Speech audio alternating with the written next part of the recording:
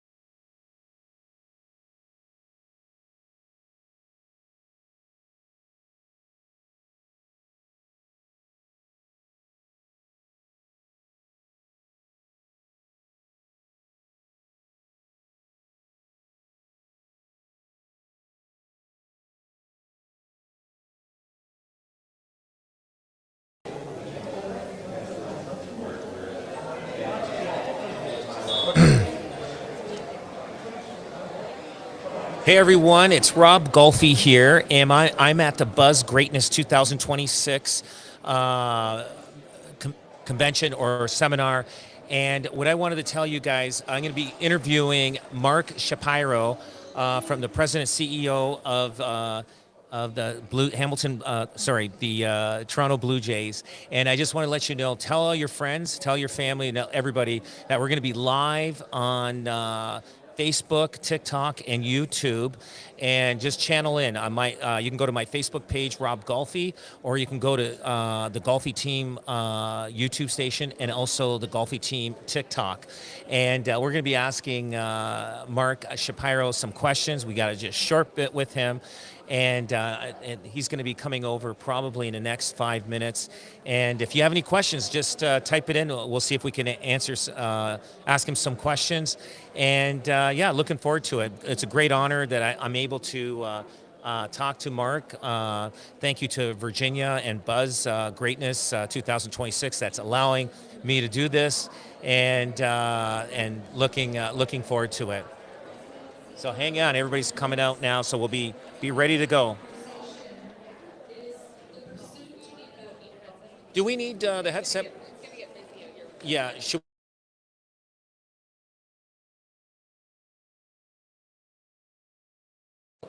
That's it. So,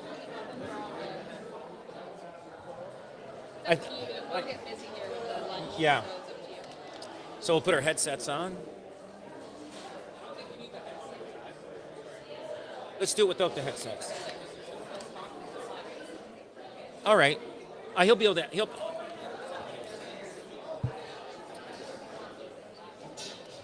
So, people are starting to come out now. And question, Mike, he may have to raise. He's a tall guy. He may have to raise the mic for him. Again, tell everybody we're live right now. We're just waiting for Mark Shapiro to come on board and chat with him.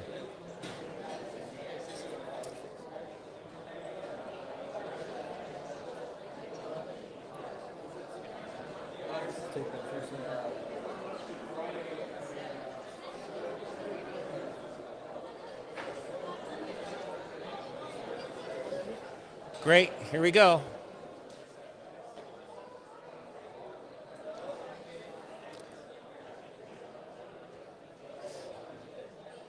So the Buzz Conference, what it is it's for realtors. Virginia Munden from the Buzz Greatness brings in speakers. It's a great networking area. And I've been to this probably 3 years in a row. It's a great avenue for realtors to go to. And it's something that if you're want to become a realtor, it's a great place to network and learn new things and learn how to be a better agent and become more successful than you are. It's all about getting better every day. That's what it is. So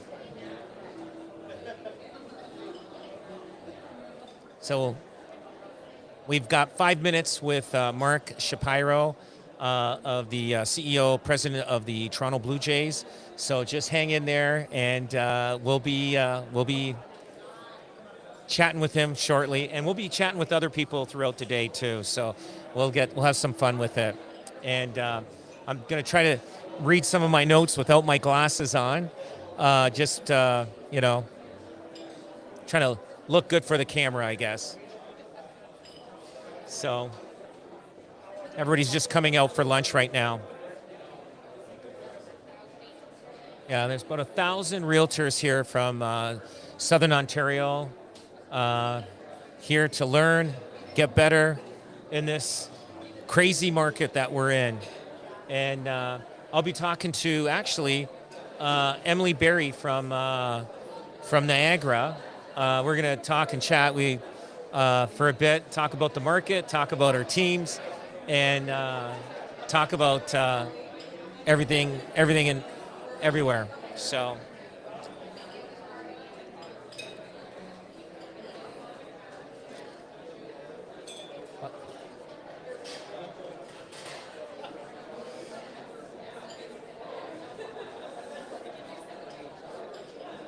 again, if you just logged in, we're going to be talking to the president CEO of the Toronto Blue Jays, Mark Shapiro, here at the Buzz Greatness Conference, and so just hang in there. We're going to be getting ready for that meeting.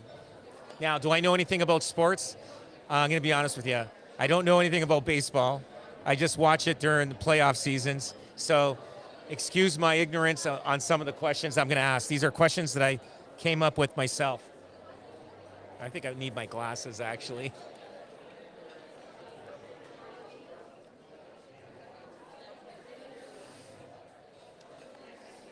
We should put a chair there. Are they getting two lines? Somebody's going to trip over that. Yeah.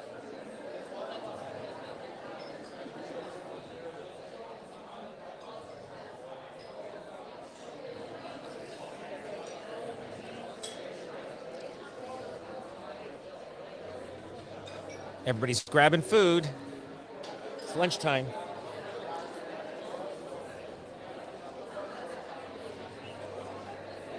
So if you're new to who I am and what I'm about, I am Rob Golfi with the Golfi team, the RE/MAX Golfi team. We cover the Hamilton, Niagara, Halton, and Brantford area. We are the largest probably team in Canada. We sell more than anyone else does. We rank number 2 in the world for RE/MAX, number 1 in Canada. And so if you're looking at real estate questions or anything, you can listen to our podcast. We have a radio show in Niagara that we're on every week, CKTV 610, and we're on usually on at 2 p.m. on Saturdays and 6 p.m. on Wednesdays, the drive home. And we talk a lot about real estate, and that's a huge subject line right now, especially the way the market has been. If you listen later on, we'll be talking about the market, what's happening in the markets that we sell real estate in, and we'll talk about with other realtors and other people that are in the industry that can help you through this, answer some questions that you may have in real estate.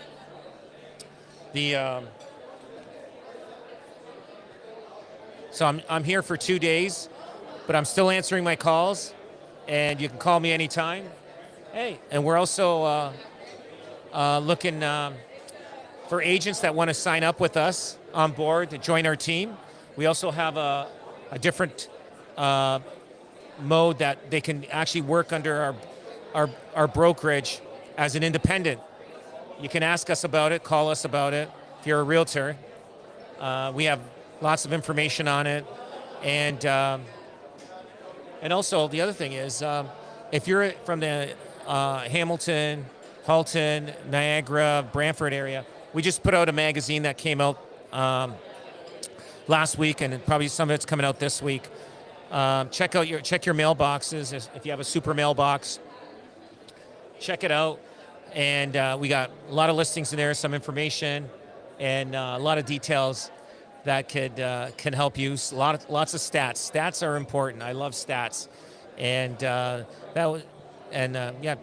check it out. Give you a good decision what's going on.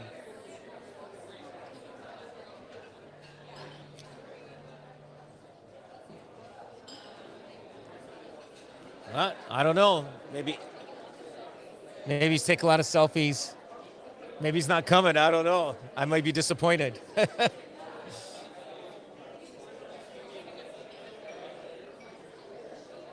We're just waiting here.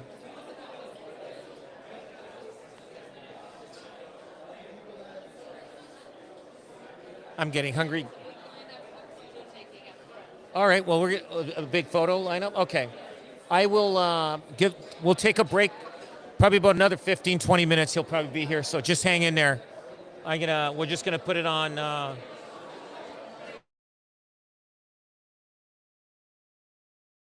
Stand by. We'll be on.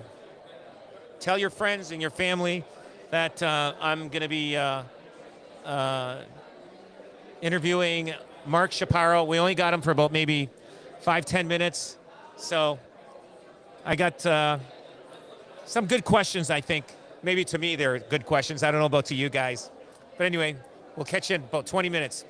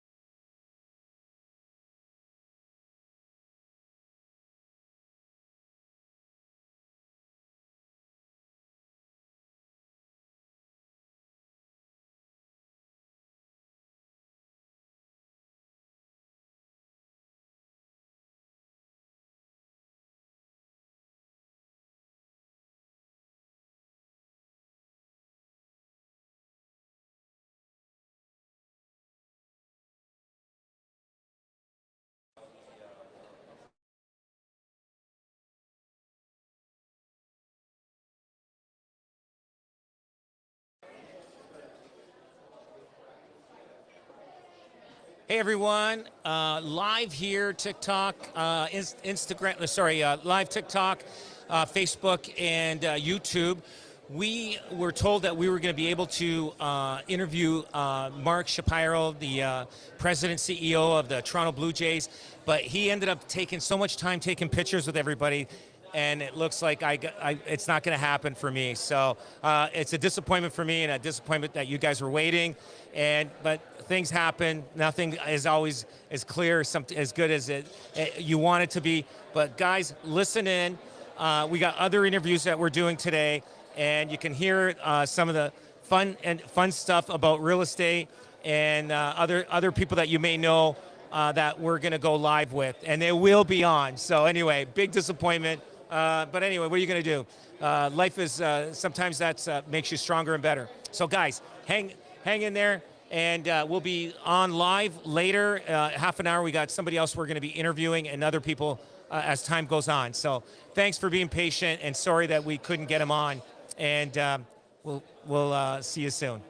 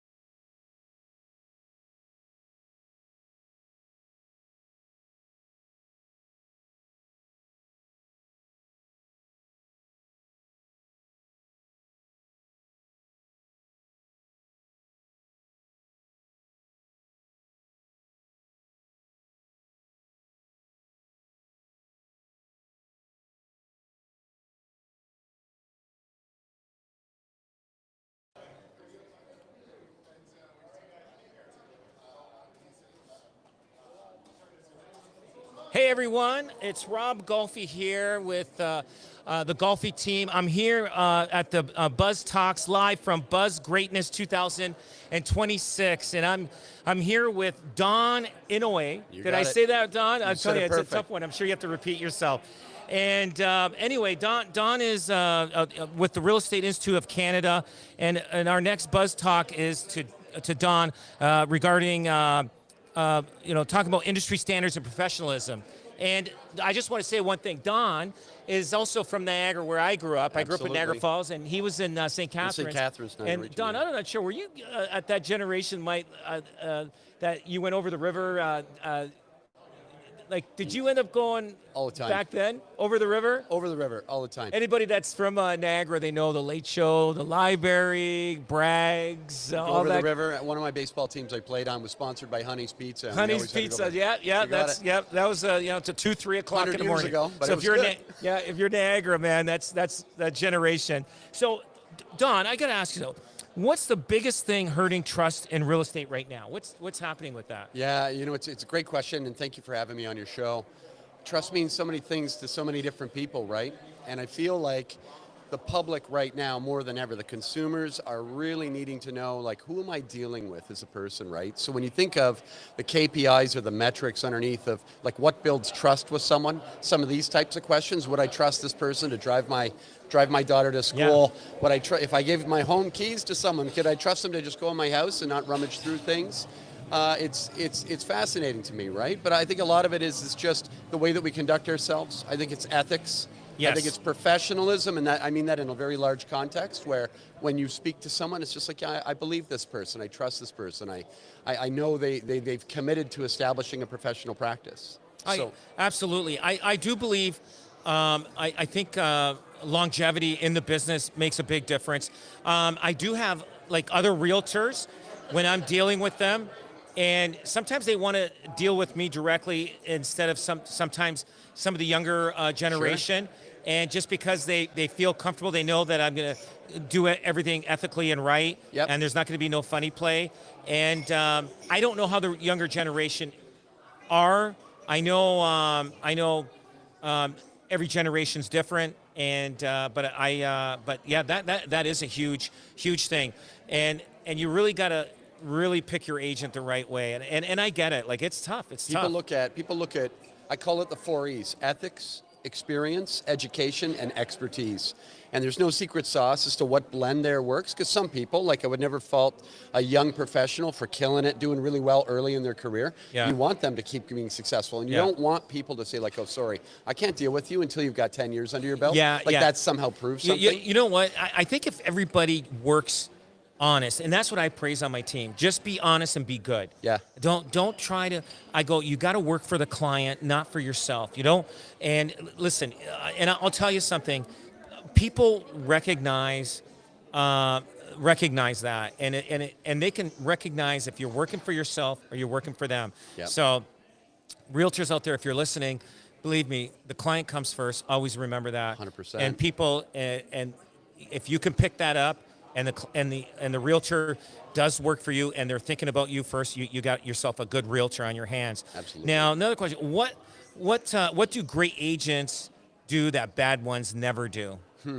Yeah, it's funny. They're not shy about their ethics, right? Like, we talk about this in real estate a lot. You can negotiate price, you can negotiate a position, you can negotiate for your client or an outcome. But the minute you find yourself negotiating your ethics, you're in trouble. Yeah. And so I think one of the big drivers between what a great agent and what perhaps should be a great agent, but just is a little bit of bravery to just do the right thing. Yes. It's a bit of a euphemism for, like, you know, and it's easy to say, right? Yeah. But ethics is all about doing the right thing. Yes. Oh, absolutely. And I know, and I follow, like, I go to Rico's site and check to see what's been going on, and I see some of the things, and usually if it goes to Rico and they are fined, then obviously there was ethics. Yeah. If it goes to Rico and it was out of control of the realtor, that whatever circumstance happened, then it's fine. Like, I'm just saying, sometimes mistakes happen, but not at the fault of the realtor. It's just sometimes the market. Yeah. If you could fix one rule in our industry, what would it be? If I could fix one what? If you could fix one rule in our industry, what would it be? Well, it's a great question. I would probably require some sort of articling period post-licensing education. Go Yes. through school, do your Yeah. pre-licensing, get your license. Very much like a lawyer has to article or an accountant has to article.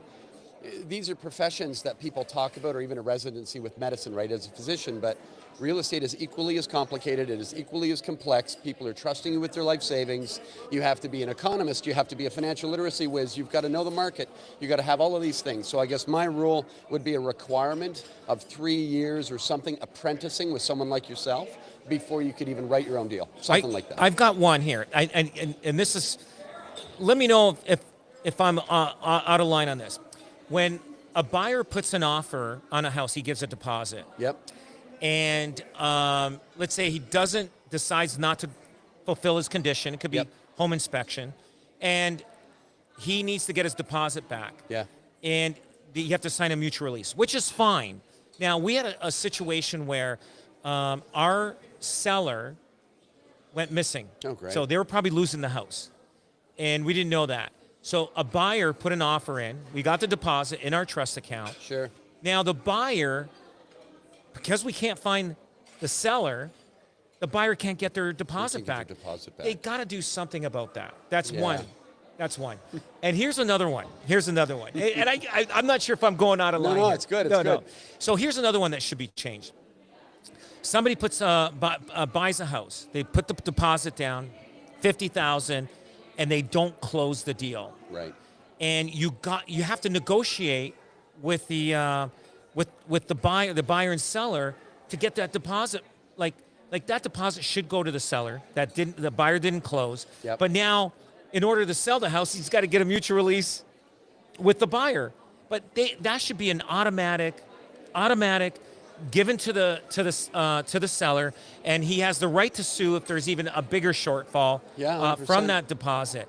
I don't understand why. I mean, maybe I don't know the politics of it, but I just feel that it's just too complicated, and the seller ends up being getting the short hand of the stick when the buyer didn't close, and now he's stuck.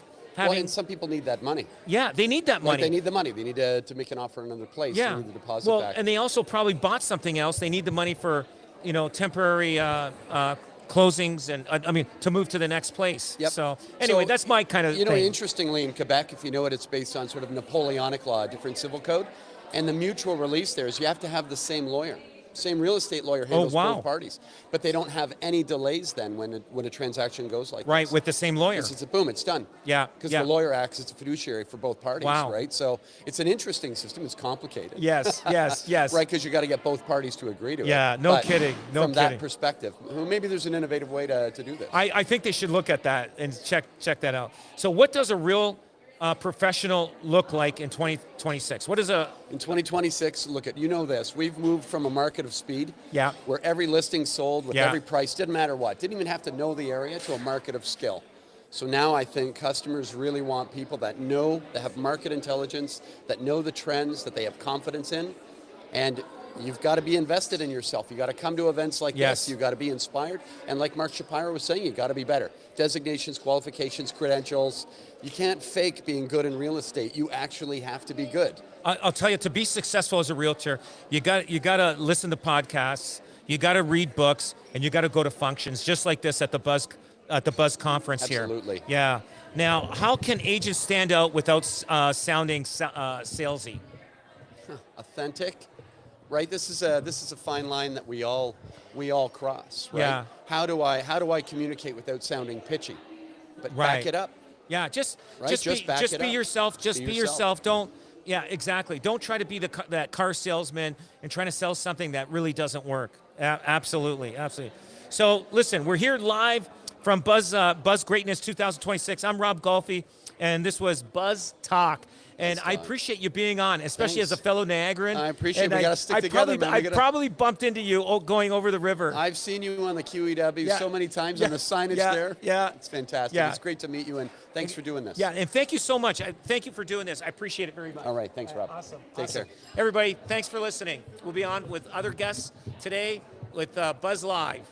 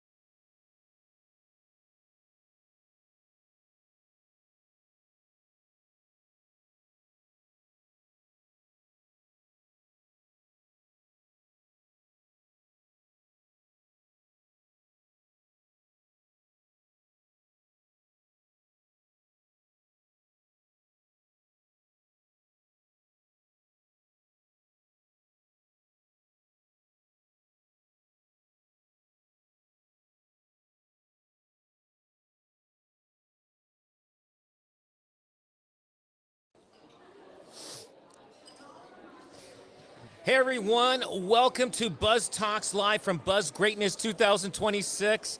Our next Buzz Talk is Ted Siakopoulos. Did I say that right? Perfect. Don't ask me how to spell it.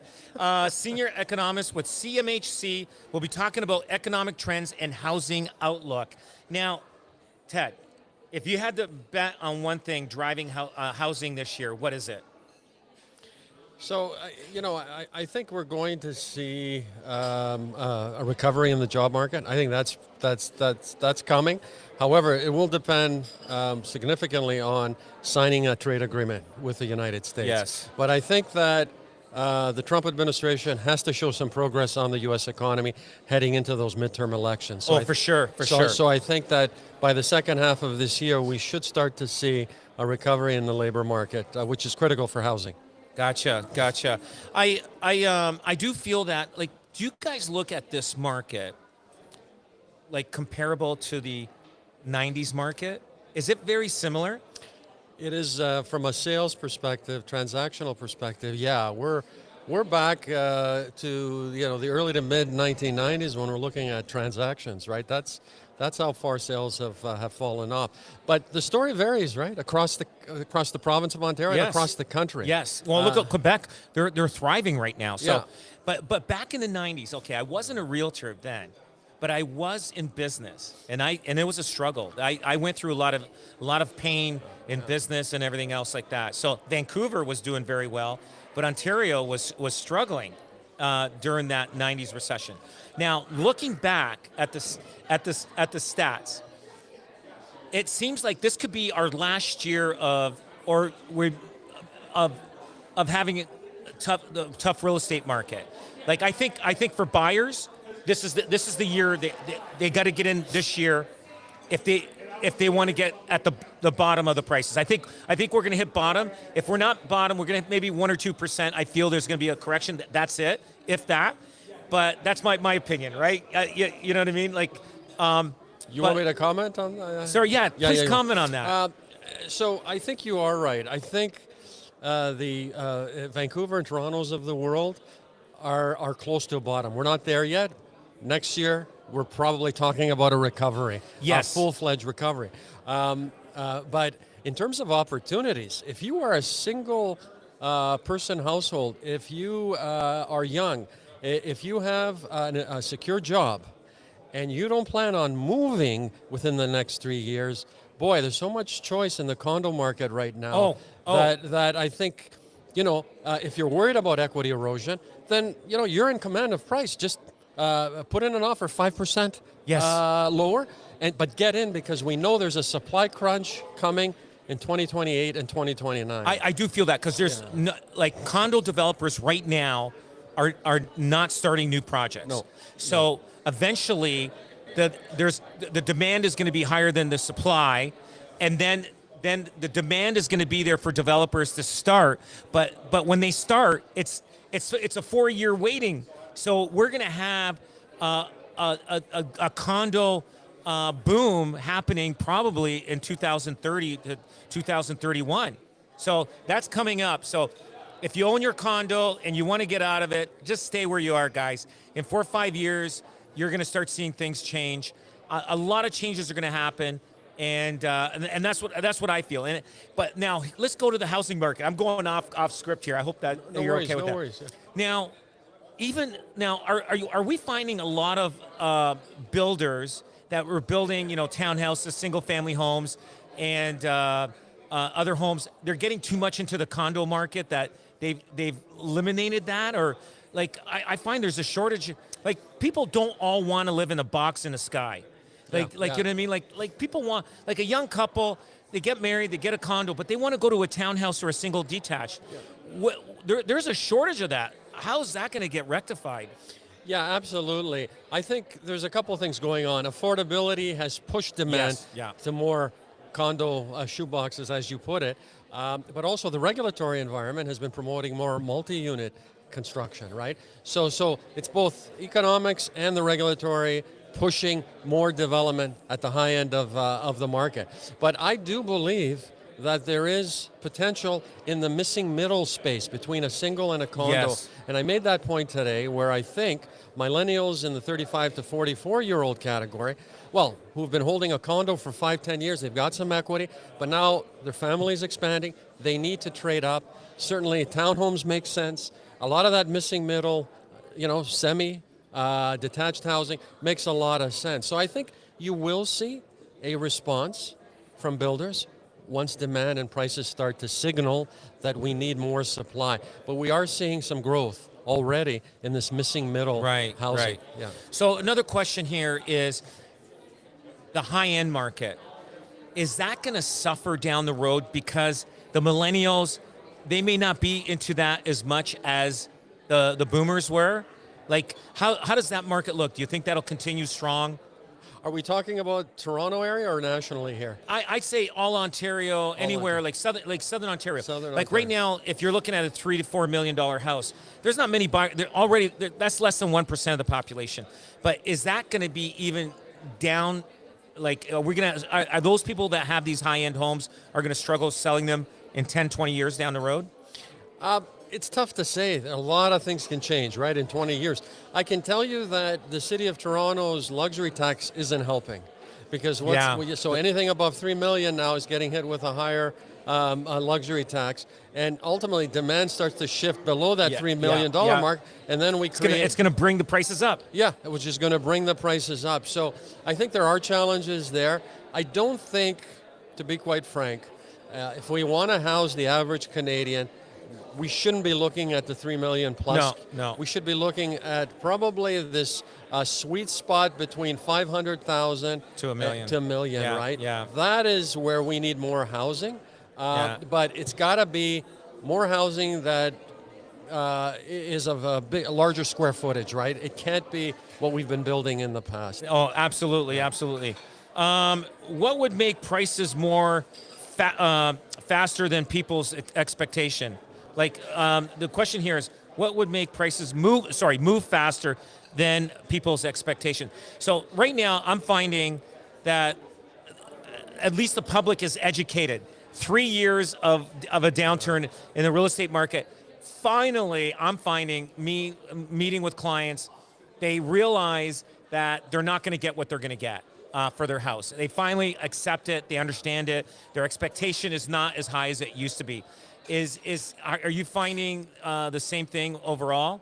Yeah, so homeowners are resetting their expectations. And one of the reasons why it always takes so much time for prices to bottom and why we say prices are sticky on the way down, they don't move to market equilibrium as quickly, is because homeowners believe their home is worth more, but now they are resetting their expectations, and buyers are in the driver's seat. It's a buyer's market in Toronto. It's a buyer's market in Vancouver. We're looking at balanced market conditions outside of Toronto and other Ontario communities, but on the most part, it's the buyer who's setting price, and I think homeowners are resetting their expectations. Oh, absolutely. And a lot of people are retiring right now. They're getting into apartments. They don't want the house anymore, or moving in with their kids, with an in-law suite. But right now, I do feel that if you're a buyer and you're a first-time buyer, you are this year. You've got this year to buy. Take your time, buy the right house, do your home inspections, get everything done right, and make sure and plan on living there for at least 5 years. And you will be ahead of the game. This is the year. If you're going to regret not buying this year. Yeah, I think we've removed FOMO from the market, this fear of missing out. There's more choice. Buyers are in the driver's seat. They can take their time to do the homework, right? To basically negotiate price. And I think that, as I said, those conditions of being a single household, maybe being secure in your job situation, you're not looking for too much space, maybe, and the directive to work back in the office, that is going to bring demand back into the central business districts of many of these communities. So I think. Negotiate price. If you think prices have another 5%, just put it into the offer, right? Yeah, just get a good, aggressive, hard-working real estate agent, and you'll do well. Just make sure you got the right realtor that knows the market, knows the area. Don't overpay, and get the comparables. Even as a buyer, have your realtor do the comparables in the area to see what has sold. Don't just go by the price and think you're getting a good deal. Maybe it's not a good deal, but make sure you know you're getting a good deal. Yeah. If you were buying a home today, would you wait or move now, and why? Actually, we just answered that question. Buy now. I would say, look, if you are planning on, if you're single, again, the circumstances matter here. Yeah, yeah. And those circumstances that we painted, if you're single, you're not planning on moving, you've got secure job tenure, and you don't need a lot of space, now is the best time in decades to get into the condo market. Yeah, yeah. Just negotiate price, because there's still some downside pressure to Yeah, price. yeah. Just negotiate prices. You're in the driver's seat.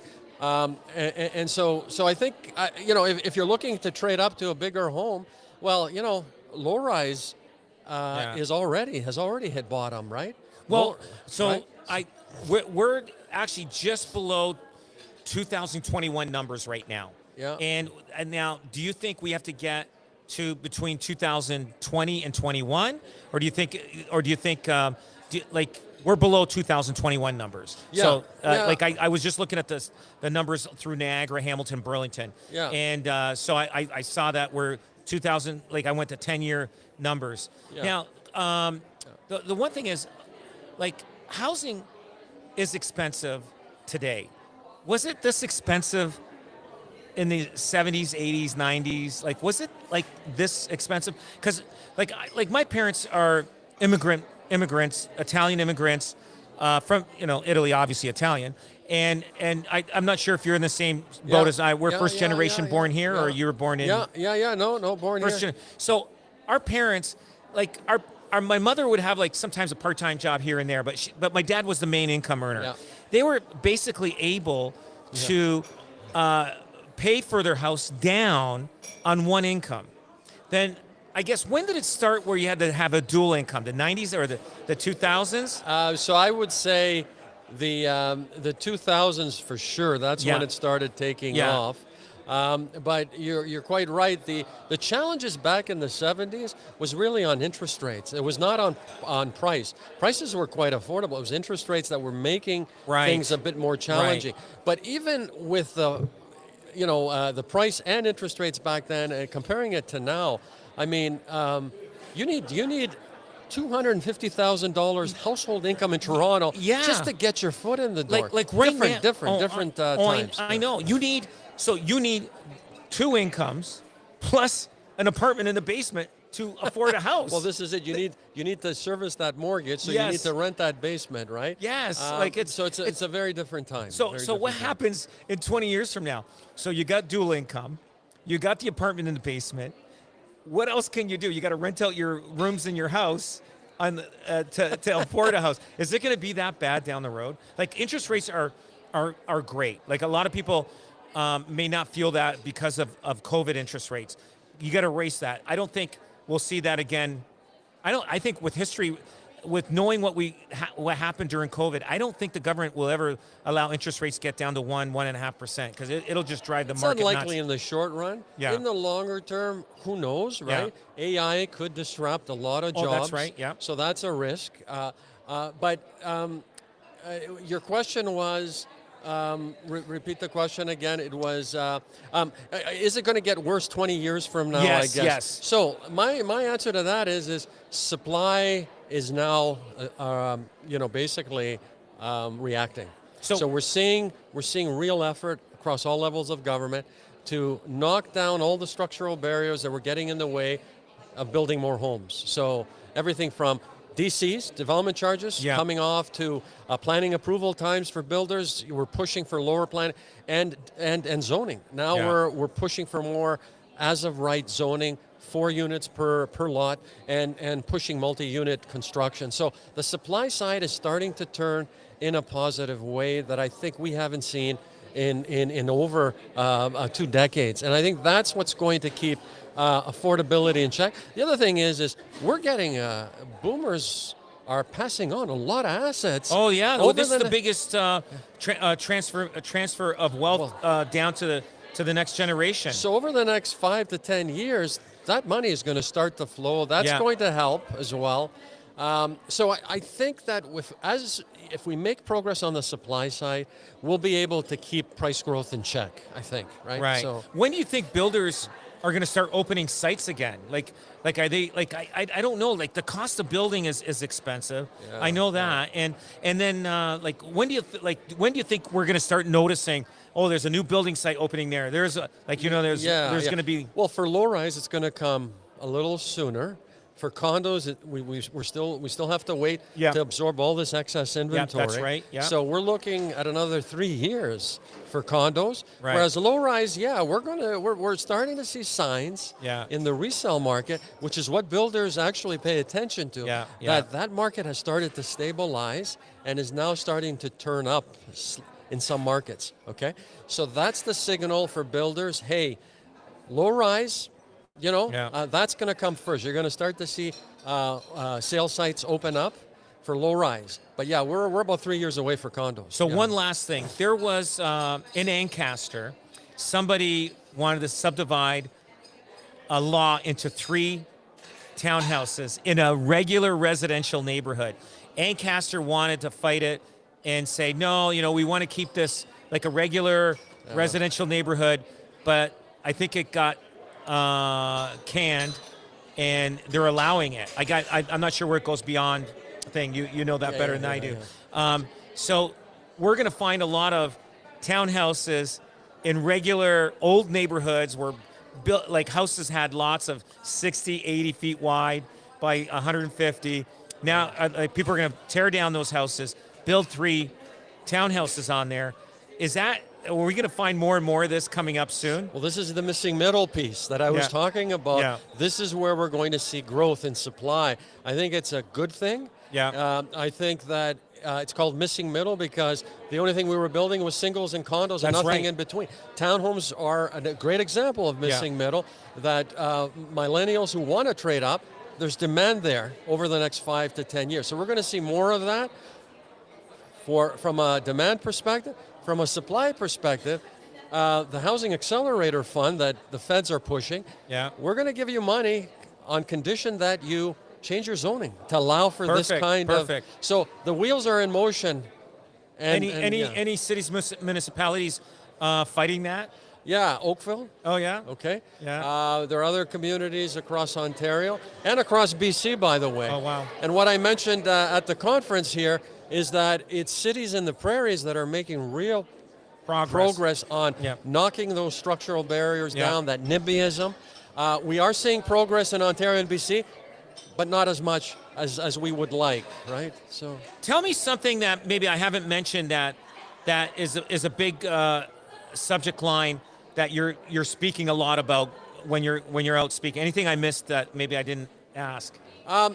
Look, housing isn't a field on its own or an island on its own that's not impacted by external factors.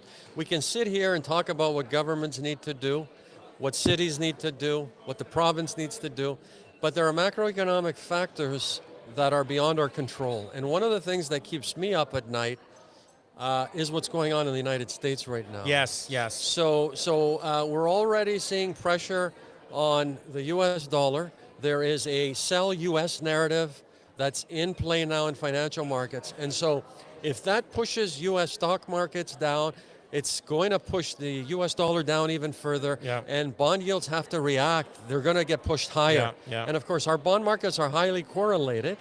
So whatever goes up there, it's going to spill into our mortgage market. That's what's keeping me up at night. It's really that macroeconomic story, along with, of course, CUSMA, the trade agreement. That's coming up. When's the renewal? When's in the that summer. In the summer. So So I think Ontario really is impacted by that. Southern Ontario, with the Windsors of the world, a manufacturing heartland. We need a deal. If we don't get a deal, businesses won't be confident enough to take on more workers. That's right. So we could see a hit to jobs. Those are the kinds of risks that I'm kind of tracking right now. The one last thing, sorry. In the 90s, they talked a lot about recession. They haven't said anything about recession during this time when the real estate market went downhill in the 90s. But we haven't heard that. Is it because they don't want to use that word, or is it because things are good still? Yeah, so we haven't met the technical definition of recession, a recession, which is 2 consecutive quarters. That's right. We haven't seen that. We're not likely to see that. but it doesn't mean People aren't feeling it. Yeah, people aren't feeling it, right? So I think what distinguishes this period from the early 90s, we had a really deep recession in the early 90s. Yeah. And so we don't now. That's a saving grace. Yeah. That's telling me that maybe, just maybe, the recovery is closer at hand than what we've seen, and we don't have to wait 6 years as we did in the 1990s. Yeah. So I think, at least for the low-rise sector, I think that recovery is coming. Condos, maybe we got to wait a little longer. You got it. Hey, everyone, listen, thank you so much, Ted. We're Thank here you at for the Buzz opportunity. Talk at the Buzz Greatness 2026. Virginia, thank you again for having us do this. And Ted, thank you so much. How do you pronounce your last name again? Siakopoulos. Siakopoulos. That's it. Don't ask me how to spell it, but anyway, it's great. We're like not only neighbors from countries in Europe, but we're neighbors here. Thank you so perfect. much. I Thank you appreciate your very time. much. Thanks.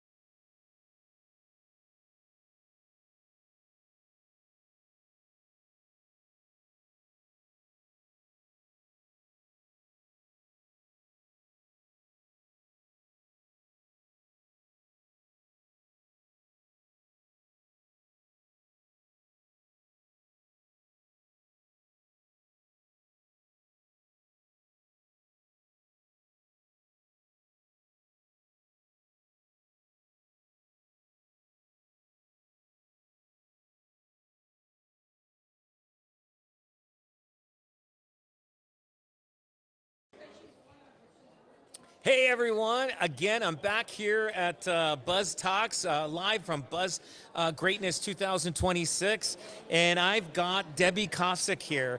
Our next Buzz Talk is founder and CEO of Ignition Realty.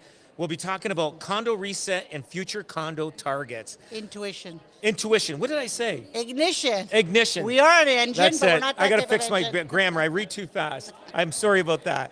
Intuition. So, what's your website? IN2ITION.ca. IN2ITION.ca. Awesome. Intuition. So, Debbie, are condos in trouble or just changing? Listen, the condo world is not crashing. The condo world is undergoing a major reset. And it was time for that reset. We found that we're taking the multifaceted investor out of the industry, the one that believed that they could flip condos and make $200,000-$300,000, and that's not what we wanted to drive our industry. We, at Intuition, we're project marketers and a sales real estate company. We sell for 40 builders across Canada, and when we were selling thousands and thousands of units a year in our heyday, which was only a few years ago. Yeah, which is not long ago. And we'll come back in a Yeah, couple of years yeah. again. But during that time, our mantra on the sales floor with all of our condo launches was, this is a great long-term investment. Keep it for your children, build your portfolio, don't expect to flip it. Buy it, sell it, rent it, and keep it. So, question to ask you: the condo market was driven by investors. So a developer, he's got a project started. There's a lineup of people, and there'd be like maybe a lot of investors. Some of them buy 2, 3, 5, 6, whatever. That's what sold. Can they live without those investors and just end users that are using the condo themselves, like first-time buyer? Will a condo developer be able to sell out a development with end users without investors? Because investors, they're kind of scared right now to do anything with condos. Well, you think they'll come back, or do you think we just may have to wait for the end user to buy, and it could take longer to sell a development? Well, absolutely. The end user cycle would be an 18-month cycle. Whereas we were used to selling depending on the mandate from the developer would say sell 500 units in a weekend, we would deliver 500 units in Yeah. a weekend. Another developer would say stretch it out over 6 months because I want to raise prices, I don't have to start Right. construction. Right. So we would, fine tune our program to that. But what's going to happen in the condo industry is we're not going to see the 50, 60, 70 story buildings of 700, 800 units. We're going to go back to that 300 and under or just slightly above build form, which is chewable for developers, Right. manageable, Yeah. even with the end users. So we have two types of end users. We have the people that actually want to live there, your Yeah. first-time buyer, your move-down buyer.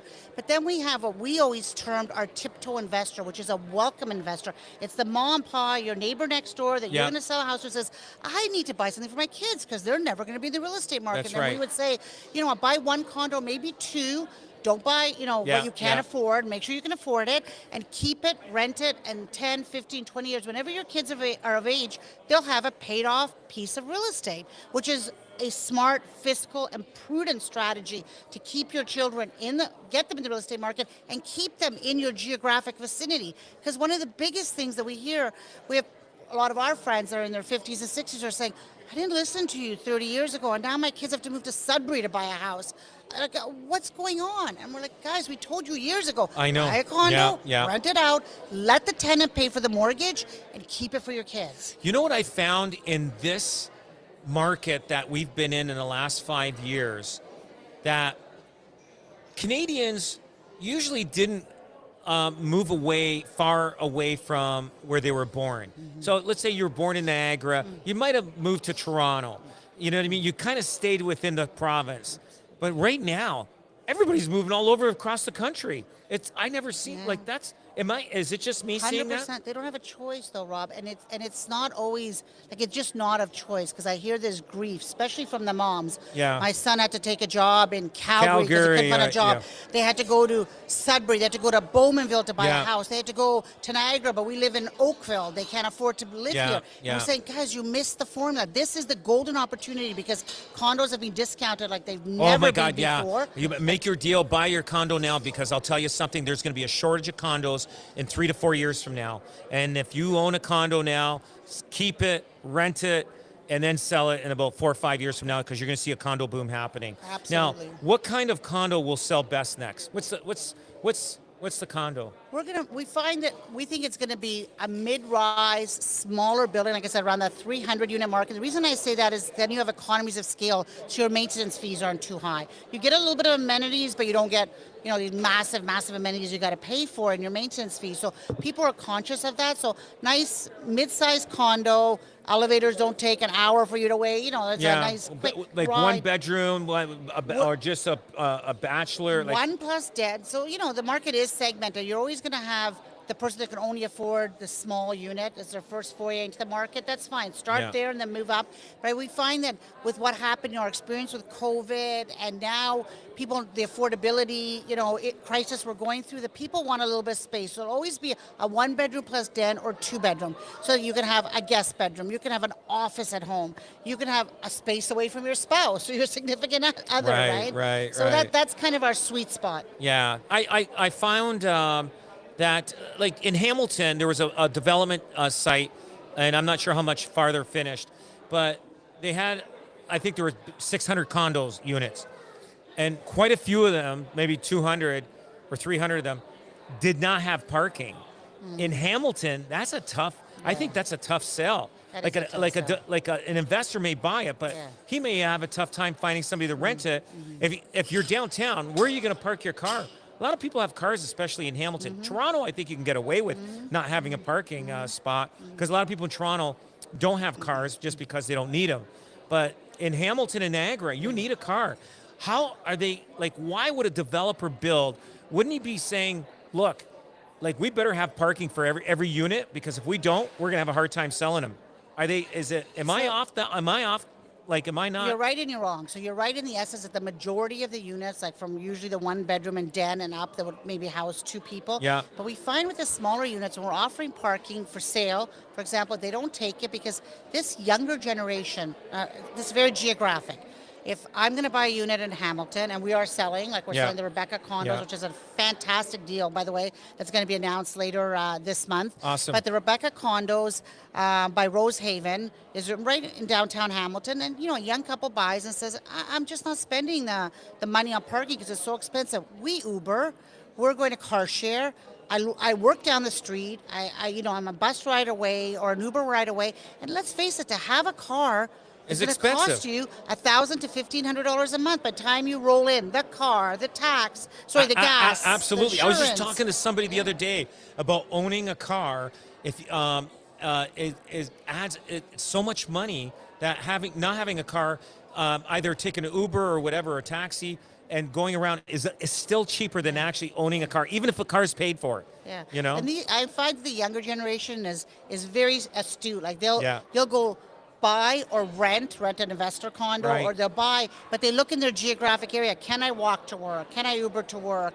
Is there amenities around me? Is there entertainment? And I'm fine being in my little village within the city, right? So that's what we find we're attracting.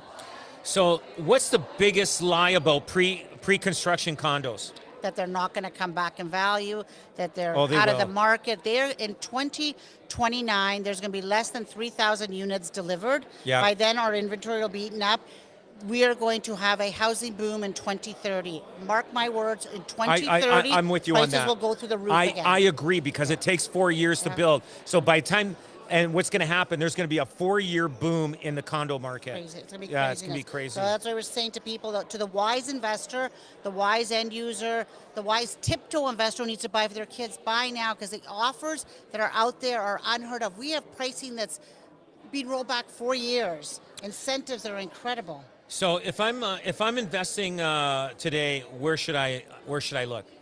What's a great development I should be looking at? You need to look at, for example, you mentioned Hamilton for the West End clientele. Rebecca Condos is going to roll out a deposit program at the end of this month, and it's going to knock your socks off. I'm going to make sure that you guys get I'm gonna look VIP into access that. to it. Yeah. It's going to be something revolutionary, unheard of in our industry. People are going to be lining up for this. First developer to do this. So there's that, which I can't release the details, but trust me, this is not a hype. This is something that your clientele will look at it and go, oh my God, I need to buy this. And then we have a fantastic program at the Wild, which you're going to be talking to the developer tomorrow at Chestnut Hill, and where you can live free for 3 years, no mortgage, no taxes, no maintenance. Yes. So the condo is 5 years out, and then you live free for 3 years or 8 years of no cost. And Yeah. if you rent it, you're making $2,800 a month Yeah. cash flow. So there are deals out there like this that are unbelievable that we haven't seen in decades. And they're only 50 units, 70 units. Developers need to get to thresholds. So they're only pushing, they're not going to sell a building of 400 units with this deal. There's absolutely. There's going to be millionaires made from this economy that we're in now, and we're going to be out of soon. Yeah, Absolutely. Because you take the Warren Buffett. You don't sell when everybody else is selling, and Right. you don't buy when everybody else is Yeah. buying. You do the reverse. Exactly what Rob said. You buy it, you hold it, and you wait for it to go up in value, and it will go up in 2029, 2030. That is so awesome. So I thank you so much. Live, Debbie Kosick, CEO, Intuition Realty. Check them out. Live from Buzz Greatness 2026. I'm Rob Golfi, and we're here live with Buzz. Thank you so much Rob. for being on. Appreciate it. Thank Appreciate you. your support over the years. Thank you.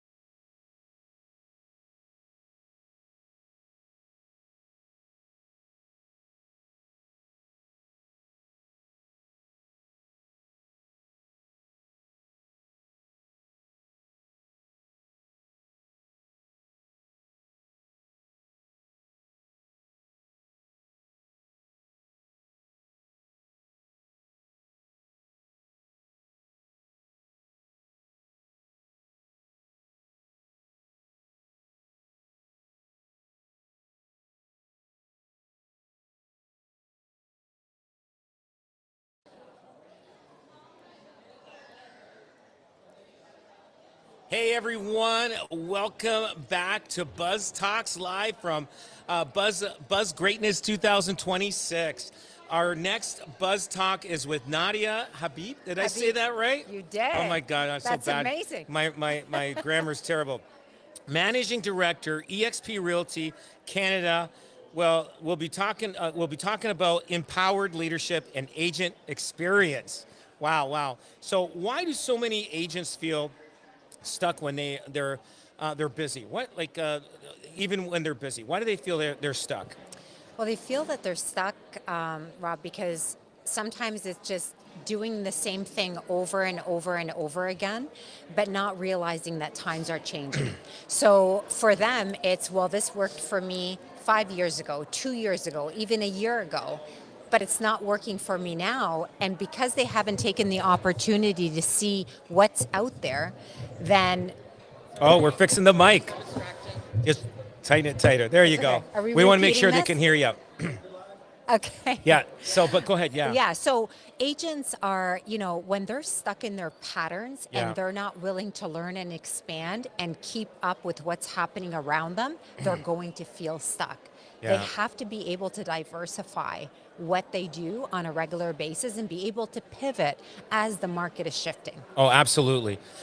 In this market, and any market, I think if you're a realtor that does a decent amount of business, even if you don't want a team, you do need either a part-time assistant to help you with paperwork, get things like that. If you're a realtor and you don't have that, you are going to be drowning in the business, and it's going to be hard for you to keep up. Absolutely. What do strong leaders do that weak leaders avoid? They get into the hard stuff. Yeah. They're the ones that are eliminating the noise for their agents. They're the ones that are going out and finding what is it that is going to help our agents take their business to that next level. Yeah. They're taking risks every single day in order to help their agents produce more, generate Yeah. more, be able to cultivate more in that environment. So strong leaders are ones that take risks every single day. They never get complacent. They never lose track of what they need to do. Weak leaders get comfortable in their environment. Therefore, they don't shift when they need to shift. I know the way that how I grew, is I would listen to podcasts, I'd read books, and I would go to functions. Yeah. I would go to conferences like this, like Buzz has, and you learn so much. And I'll tell you, the one thing is, if you are not going to functions, you are not going to grow in your real estate business. You're not. I'm telling you, like if you're a realtor and you're listening to this right now, and if you're content where you are, that's fine. But you're going to get buried by other agents that are going to be going to conferences like this and are going to grow. And I'll tell you, the shift between they used to say there was an 80-20, 20% of the agents used to do 80% of the business. It's almost like 95-5. Yes. 5% of the agents are doing 95% of the Yes, business. yes. So guys, I'm telling you, you got to go to functions. Buzz has a great thing. This is one that you should be attending to. I love coming into this. This is great. It's an amazing conference. It's unbelievable. Yeah. So what's one habit that makes agents win long term? Consistency. Being able to be consistent in everything that they do and taking care of their clients. Yes. Nurturing those clients and never forgetting. One of the exercises I used to tell my agents to do is that if you're on a golf course and you asked the person that you're golfing with, who was the last person that helped you buy or sell a home? They might remember the brand, but they will not remember No, they the don't name. remember the agent. Exactly. I know. How much business? It is so unbelievable. So we actually end up getting that business. Right. So they go, I can't remember the agent and this and that because they haven't been in touch. Right. And that's somebody that agent has dealt with, and they probably appreciate that client probably Yeah. appreciates Yeah, them. yeah. But he hasn't been in touch. He or she hasn't been in touch, and they probably forgot about them. And just stay in touch. Like maybe send 3 postcards a year just to show, hey, It doesn't I'm take still much. out there. I'm still in business. Yeah. And you'd be amazed at how many people, and realtors tell me, they go, Rob, you got that listing. I mean, like crap. I go, I sold him that house 5 years ago. Yeah. I go, they couldn't remember you. Yeah, yeah, I go, yeah. you know, like I says, that's a lesson learned. Yeah. So yeah, basically nurturing your current clients. Who else better? Because Yeah. everybody's always trying to get that new business, but Absolutely. they're forgetting the business that they Absolutely. did. Absolutely. No kidding. Yeah. So how do you build confidence when the market feels sketchy? Or yeah, sketchy. I guess sketchy, shaky. I don't have my Shaky. glasses on. I don't have my glasses on. Oh, when the the market times feels that shaky, we're- how do you build confidence? You know, confidence is very easy to build. When you're knowledgeable, you're very confident in what you say. So with agents, they need to have topics of conversation when they're having those conversations with their clients. They need to study the market. They need to be up to speed on what's selling in their area, what's not selling, what the evaluations are. They need to know market statistics across Canada. Yeah. That's the one thing that agents don't sometimes invest the time in learning what's happening in our marketplace all across Canada or provincially. Yeah. So having those good topics of conversations is what is going to help you in a struggling market, because we are the ones that give that consumer confidence. We are the ones that change the mindset when it comes to the consumer. So if all we know is negative, that's all they're going to spit out. Oh, absolutely. It's no different if you hang around realtors that are negative. Yeah. They're going to say, "Oh, the market's bad. Market's bad." You're absorbing that bad information, and it's no different when you're in high school. Remember, you know, you have to study for an exam, and the next day is your exam, and your friends are really smart. They don't have to study as much. They say, "Oh, come on, you know the stuff. Yeah. Come on," and then you don't study, and then guess what? Your friend passes the exam, but you end up failing because you didn't study. Yeah. It's the same thing. You got to be careful. The influencers that are going to negatively affect your lifestyle, your business. Agreed. So stay away from it. Don't go to the cool. If somebody, I stay away from negative all the time. Yeah. As soon as somebody's talking negative about anything, Gotta walk I just, oh, great to meet you. I gotta go. Yeah. I walk away because I've learned that if you absorb that and listen to any negativity from anybody about anything, it could affect you. So stay away from them, guys. If you're at the office and you have an office at your brokerage, stay in the office. If all the negative guys are outside by the cooler and you're having a coffee, listen. Market is as good as what you're going to be, and that's it. Fully so agree with you. What's the one thing agents should stop doing right now? What's the one thing agents should stop doing? Stop paying for leads and do the reach out. Yeah. Do the reach out yourself. Build that connection. Building a connection with clients one-on-one, face-to-face is so much more valuable than having to pay for a lead that you still have to work and you still have to take to that next level. Yeah. I truly believe in human connection. Oh, absolutely. You can read that person right away. You don't have to wait for an answer. Yeah. That response is right there.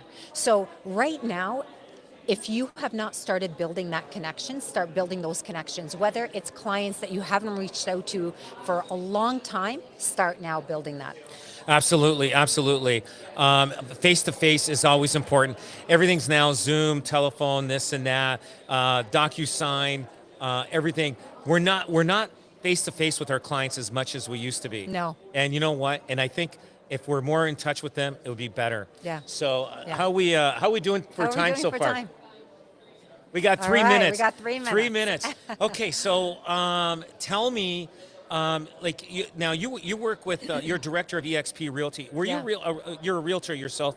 Absolutely, I'm a broker. I've been in the real estate business for 23 years now. Oh wow. Yeah. And what city are you in? So originally, Windsor, born and raised. Oh my God, Gorin.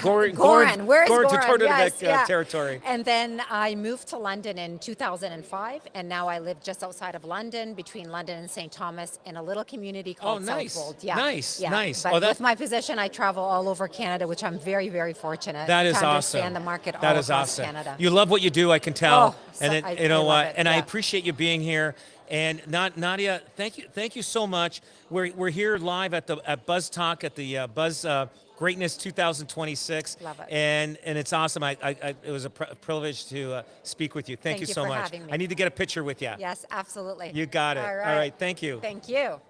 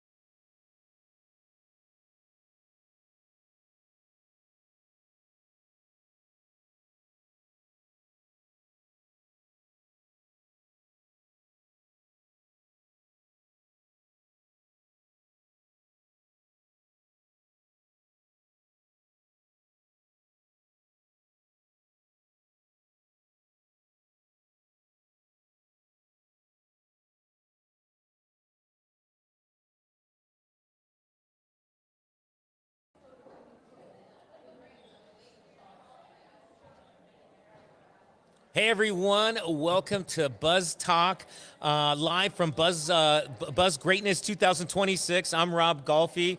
Our Buzz Talk is with Raz Zohar. Zohar, did I say that right? Nailed it on the second time, but we'll pretend like it was the first time. Okay.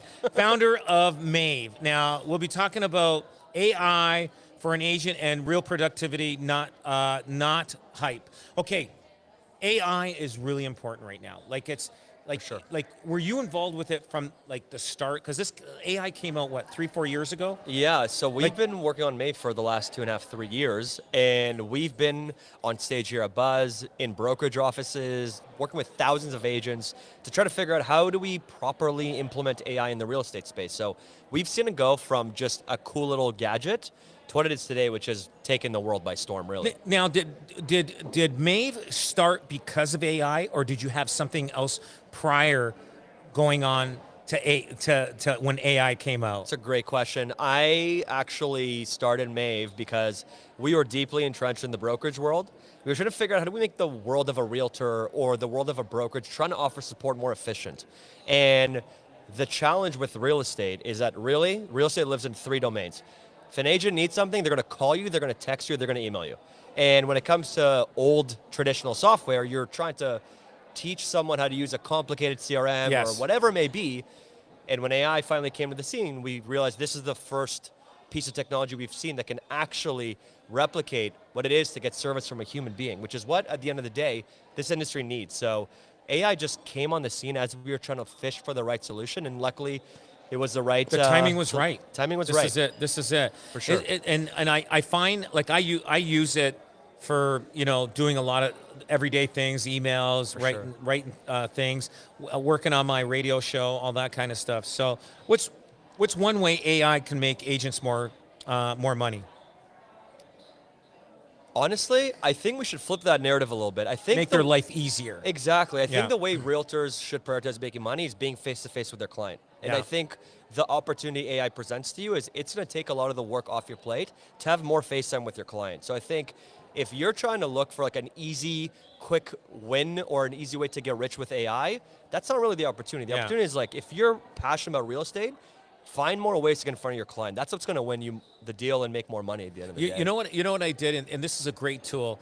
I went through a client's house, Yeah. and I was prior to doing the walkthrough. I was with a client. I asked AI to record everything and turn that into a remarks for a listing that would entice somebody to really want to see this listing. So I'm walking through the house. I walk through the foyer, beautiful, marble floors and high baseboard trim, and just going through the whole Oh, thing. yeah. Walking through the house, dictating into AI, and it's amazing what it put together. It's unbelievable. And when you're actually walking around and pinpointing everything about the house, and you can ask it to do it for so many words, or, like, you don't want it too long, but you want it enticing, you want it attractive. But like, AI just makes life easier. Is it going to make people stupid in the future? No, it's funny. You actually, I think you used AI in the perfect way. Yeah. Because I think what a lot of people are trying to do with AI is to literally replace them in certain situations. Yeah. But what happens when you do that is AI is just going to make AI sounding things. Yeah. But the real way to use it is use it like you would talk to a human being. So Yeah. what you just did brings the Rob Golfi magic into Yeah. what you're trying to generate. Yeah. You're literally talking to it like you would talk to an assistant of here's what I'm seeing. Here's Yeah. what makes this house unique, special. Yeah. Things that other realtors are probably going to want to know for their client's sake. Oh, that yeah. makes that output so amazing and personalized to what you would do. And what I think we try to preach on Mave or in general is put yourself first. So anything you do with AI should start and end with you. Yeah. And use it in a way that seems natural to you, which is, if I'm going to call my assistant, why can't I just call my AI assistant? Let's talk to it that way because the app will be so perfect.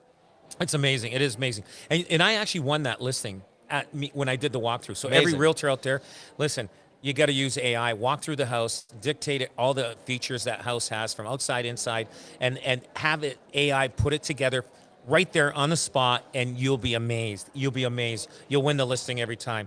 What should agents stop doing because of AI do it better? AI can do it better. What agents should stop doing? I think when an agent should look at the opportunity to use AI, they should always look at the things that take away from their time with their customer. Which, what I said before, which is AI is really good at taking off the admin work that goes Yeah. behind the scenes. So, what we always try to push when we talk about how to use AI properly, we call it partnered intelligence, Yeah. is start with a problem statement. What am I trying to solve here? It's not, I need to make a social media post. It's, I'm trying to grow my brand on social media. And then when you do that, the usual next step for an agent or someone is try to find the best tool to do it. But I actually disagree, because if you had unlimited money, you know what you do? You probably hire the best person to do it. Yes. So my call is go find that person and shadow them. Yeah. Build a playbook of what would the best person who can solve that problem do. Once you have that blueprint, Yeah. then you can go to AI, because then you know how to solve that problem exactly as you should. So what I would say is take that blueprint, use one of these AI recording tools that you used, build that node base, and then use AI to automate that process for you and actually solve the problem. That'll give you some serious gains. Oh, no kidding, no kidding. So, how do you use AI without sounding fake?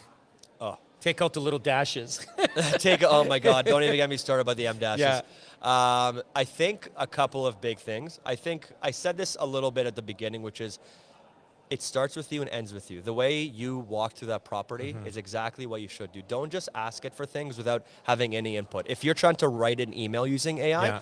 write the email first. And then ask it, be like, what do you think about this? Collaborate Yes, with it. yes, Like yeah. get some feedback and then Yeah. take it, add your spice to it, and make it sound like you. So I think that's one big area. But Yeah. the second thing is when it comes to client-facing materials, I think everyone needs to remember, they're using you for you. They're not using you for your AI tool. That's so right. if you're making, I'll just keep using social media as an example, Yeah. a post, make sure you're in it. Don't use an AI replica of No, yourself. no, and I know some people are starting to do that. Just trying to. It's okay to play with it, Sure. but not use it on a consistent basis. Exactly, and I think there's a real opportunity of like, things I see you guys do really well is you're filming a walkthrough of the property, record your voice talking about it. Don't Yeah. use an AI voice. Okay, you want to make a reel? Get AI to write you an amazing script. Record yourself reading that script. That's Yeah. an amazing use of Yeah, AI, but yeah. put yourself front and center because Yeah. that's what's going to build that trust with your Oh, audience. absolutely. You got to be real. There's no doubt about it. You have to be 100%. real. People still want it, no matter how far AI goes. You need that, and we used it. We implemented it right away. Mike over here, our graphic media expert. AI Zen master. This guy's a master of everything. So he he's the first guy that's into it. For like, sure. Like if something new comes out, he's on it. Like he'll say, "Hey, this is what just came out. Oh, you yeah. should look into it." But tell me something that I need to know. Like you've got a company that helps realtors with the AI. Tell me a lot about this. Yeah, so we created Mave to help brokerages scale their support layer to their realtors and help realtors actually get ahead. So we do two problem statements really well right now, which is how do I market my listings and how do I market myself? So what we do on a day-to-day basis is we've built an AI assistant that actually works with the realtor, works with the brokerage's agent population to not only grow their brand, but amplify what they do Yeah. best and putting them front and center. So things like the social media examples or things like listing marketing, that takes teams hours, if not days to do. Yeah. Because we're connected with the MLS, the second you're listing hits the market, we know how everything looks. We'll do it all in 90 seconds. That's schedule right, it, that's right. Make it ready to go so you can move on with your day. Now, the first time I met you, it was that event in Burlington at Yeah. Conrad Zerini, broker owner of Remax Escarpment, Remax Niagara. Yeah. You were there, and I was actually impressed what you had to show. Now we're talking. Like technology Oh my has God. changed dramatically. And By then, the how long ago was that? Was that 2 That years was- ago? 3? I think it was just a year ago. I think it was just last year. Maybe you're right, but Yeah. but technology has changed. Like Oh my how God. do you keep up to the technology? To give you some like direct examples, when we were there, we were just a WhatsApp assistant 'cause that's how people use it. Yes, that's right. Because of how far AI has evolved, the way people used to use it, just for those who don't know Mave, you used to be able to send a voice note on WhatsApp saying, hey, my new listing went live, make me a feature sheet. Yes. And we would do it literally over WhatsApp. We can send to the printer, whatever it Done. may be. Now, because AI has evolved so much, it's gotten so much better. We now take the complete workflow from start to finish. So you don't even have to send that message. AI just understands from the MLS that it went live. We'll make 20 different materials for you.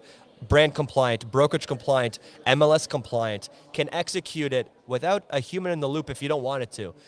It's advanced so much in just 12 months. So when we talk about where we're going to be next year, I honestly don't even know because it's Yeah. moving so fast, and it's amazing to be a part of. Yeah. You know what? It is awesome. I'll tell you something. This is probably the second time I've met you. I was impressed the first time, and I can tell from your heart and your eyes that you are honest and very ethical in everything that you do. So if you guys haven't met Raz, he is definitely a great guy. I met him twice, and both times are great. Now the other thing is the company name. What is Mave? What's that from? You want the real story or you want the marketing story?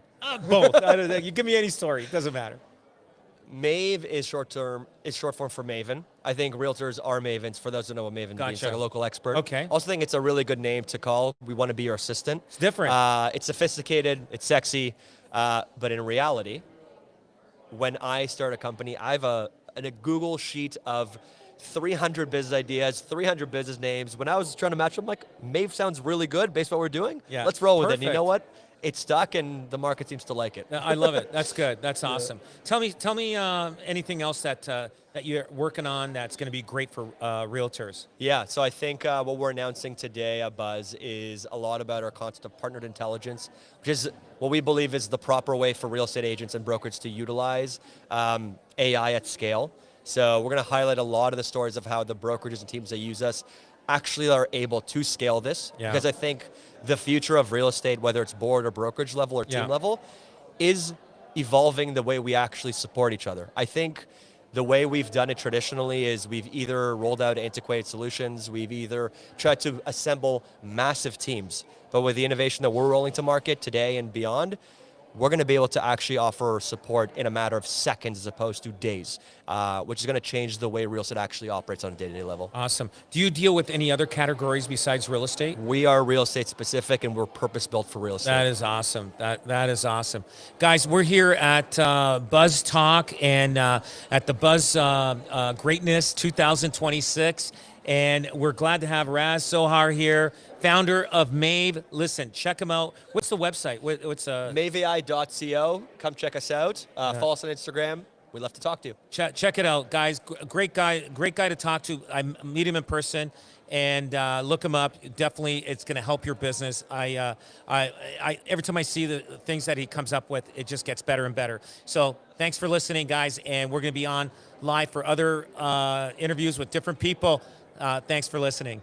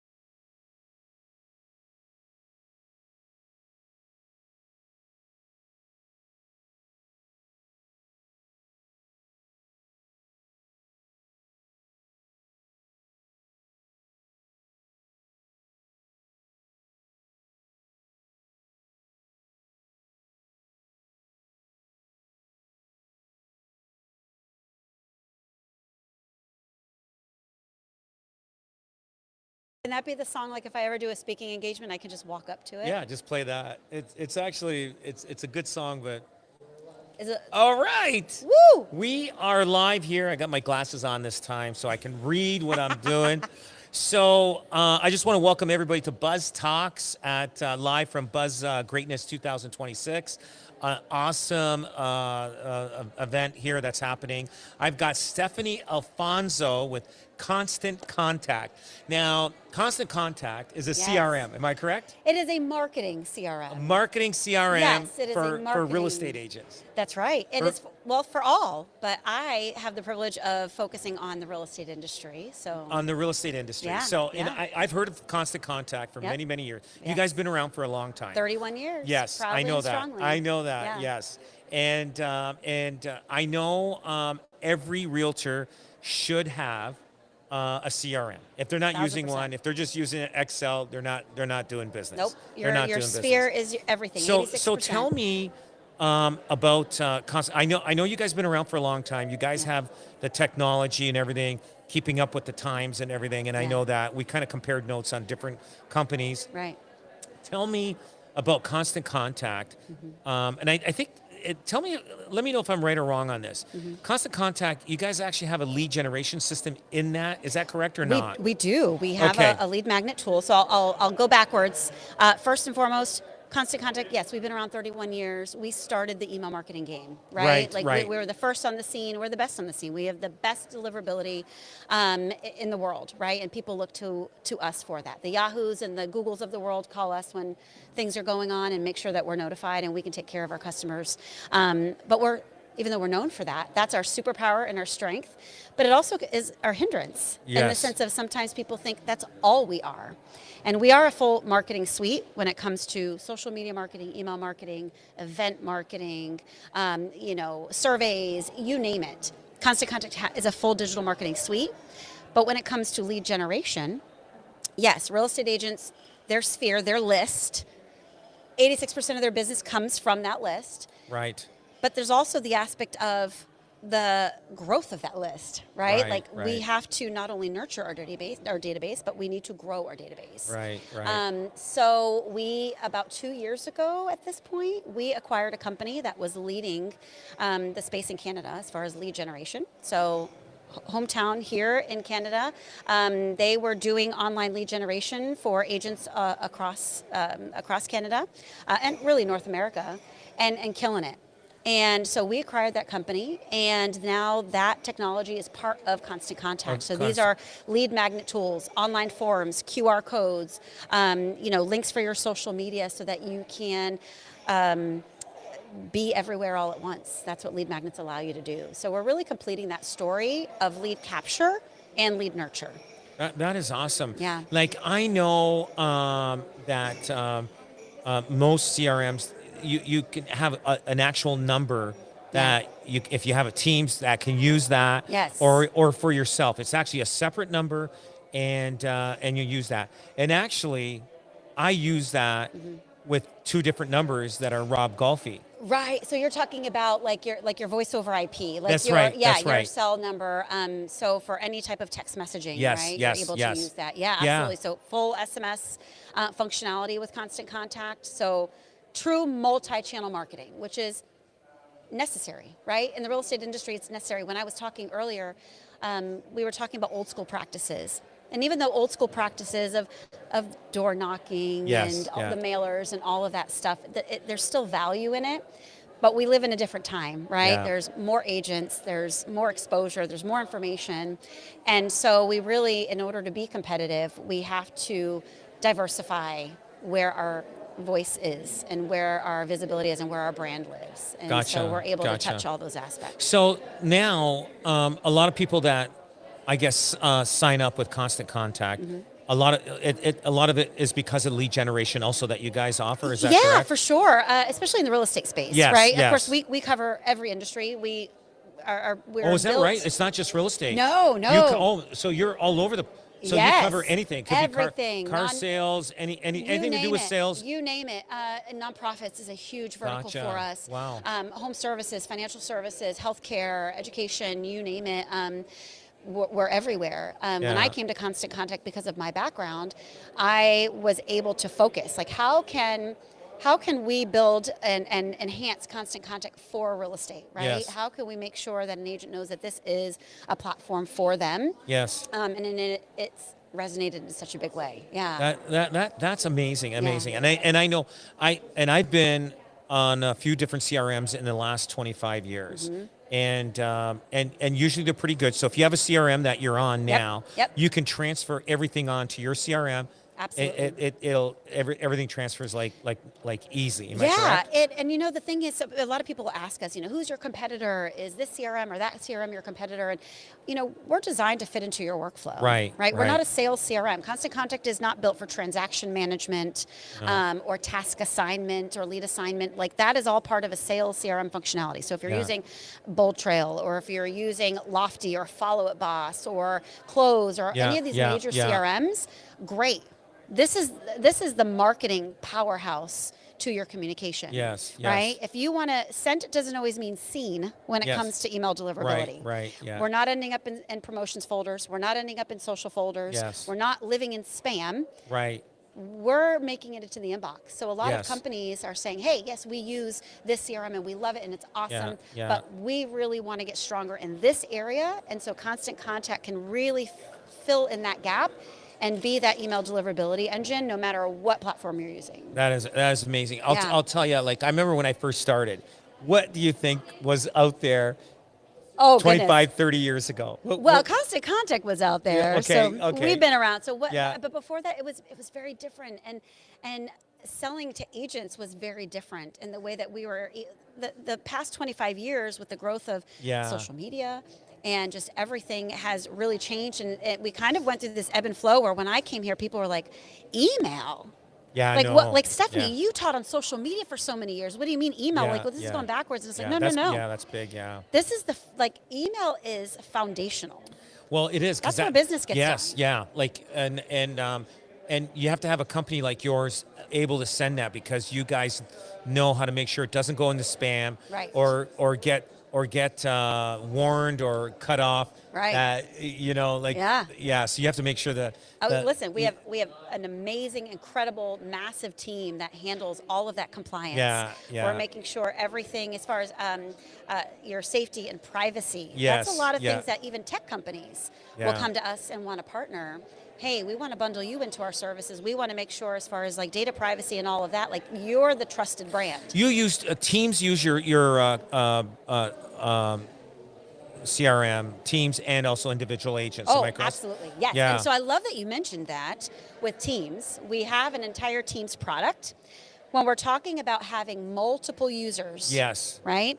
You want to be able to, let's say a team lead or a broker Yeah. wants to be able to, maybe they have a marketing director that's creating assets, wants to have some brand control, but also that flexibility, because an agent's independent brand is important. Yeah, yeah. But you're able to enable those agents or those team members from a parent account, so Yes. to speak, and then push down all of those assets, right? So a broker can say like, hey, this is a huge recruitment and retention tool, first of all, to be able to say, hey, we're going to provide you all with Constant Contact, and then we're able to create those assets, pass it down to the accounts, and our AI technology is able to then pull in the branding from each individual agent. Oh, wow. So that newsletter might look like it came from that broker or that team lead, but when it gets into my account, it's going to be branded to Stephanie Alfonso. It's going to have my information, my headshot, my colors, my logos, my photos, and No we'll be able to kidding. send it out. So it's all about Wow. that efficiency. Those multi-account platforms are absolutely incredible. How fast did you guys implement AI? Like, is it like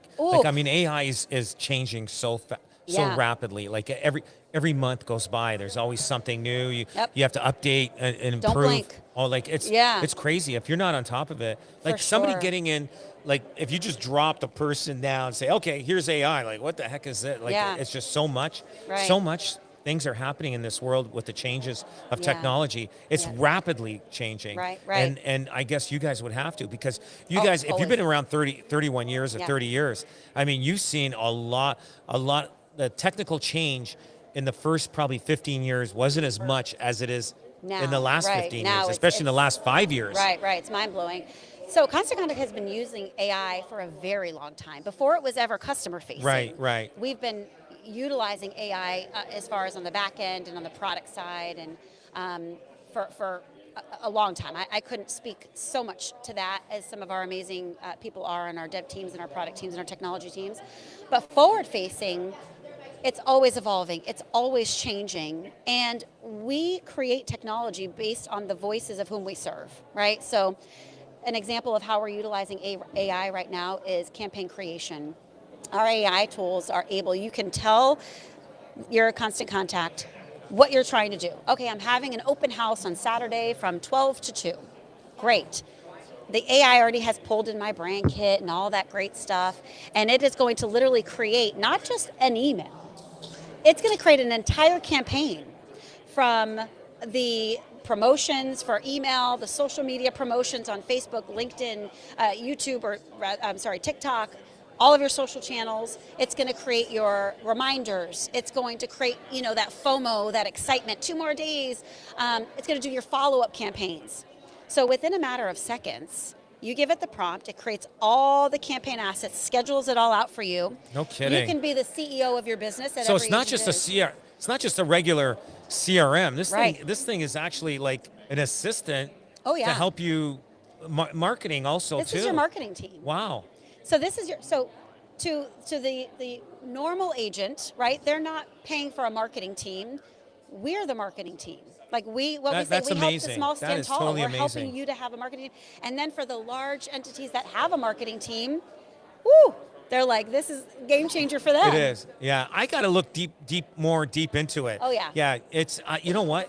That is amazing. Yeah, it's amazing I mean, you've stuff. got me even kind of jumping out of my seat looking. I got to dig more information. Imagine, you're selling a luxury property, right? Yeah. You want to have beautiful assets. You want to have different kinds of assets. Imagine being able to type it in, and then within seconds, it's going to take that property and, okay, you've got 20 different options. Here are all the beautiful assets that you can use, and it's done for you. Like That's it's absolutely game changing on the time that we're saving. Every realtor should be on it. Every realtor. It's real estate infrastructure. This is Yes. not the cherry on the cake. It is. No, the cake. no, I believe it, and I've known about you guys for ever since I've been in the business. Yeah, yeah. And I ended up going with somebody that really, for some reason, they were very popular back 25 years ago, 27 years ago. But I don't think their technology changed Right. in 25 years. Yeah, yeah. They kind of fell off the face of the earth. Yeah, and we yeah. see that a lot, right? Especially Yeah. in the real estate industry. We are a Yeah. massive industry with that kind of revolving door of technology coming in and out, and it creates overwhelm. You need somebody that's Agreed. always innovative and updating That's right. and always following the systems, because if they're not doing that, That's right. you're going to fall behind. Yeah, But- always but growing, always changing, always evolving, always listening to the voice of our customer to inform the decisions that we make with our That is product. awesome. Yeah. So if somebody wanted to get in touch with you guys, Yes. okay, what's your website? ConstantContact.com. ConstantContact.com. ConstantContact.com. Yep, absolutely. And who would they ask for? Oh gosh.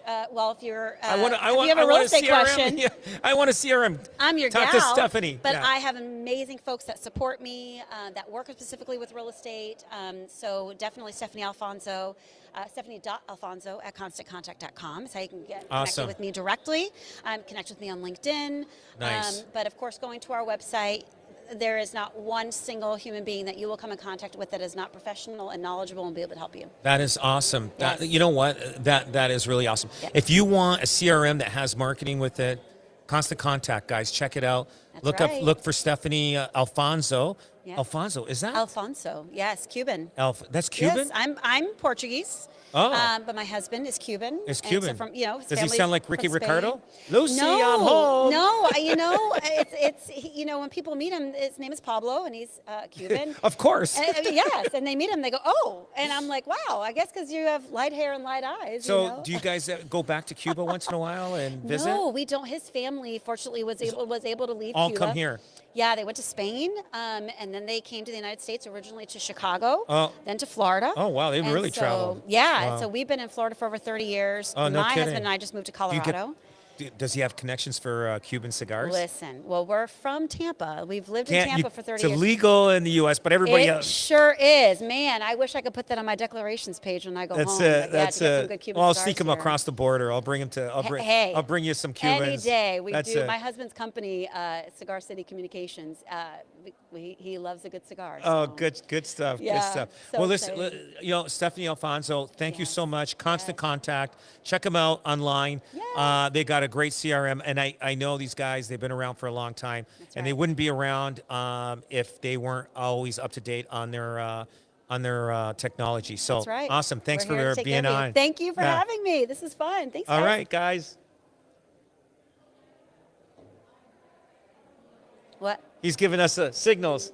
Oh, I can wave again? Oh, Wow. he's waving. Gosh, not Awesome. prepared. That was fun. It was good. Did you Thank like it? you. I had so much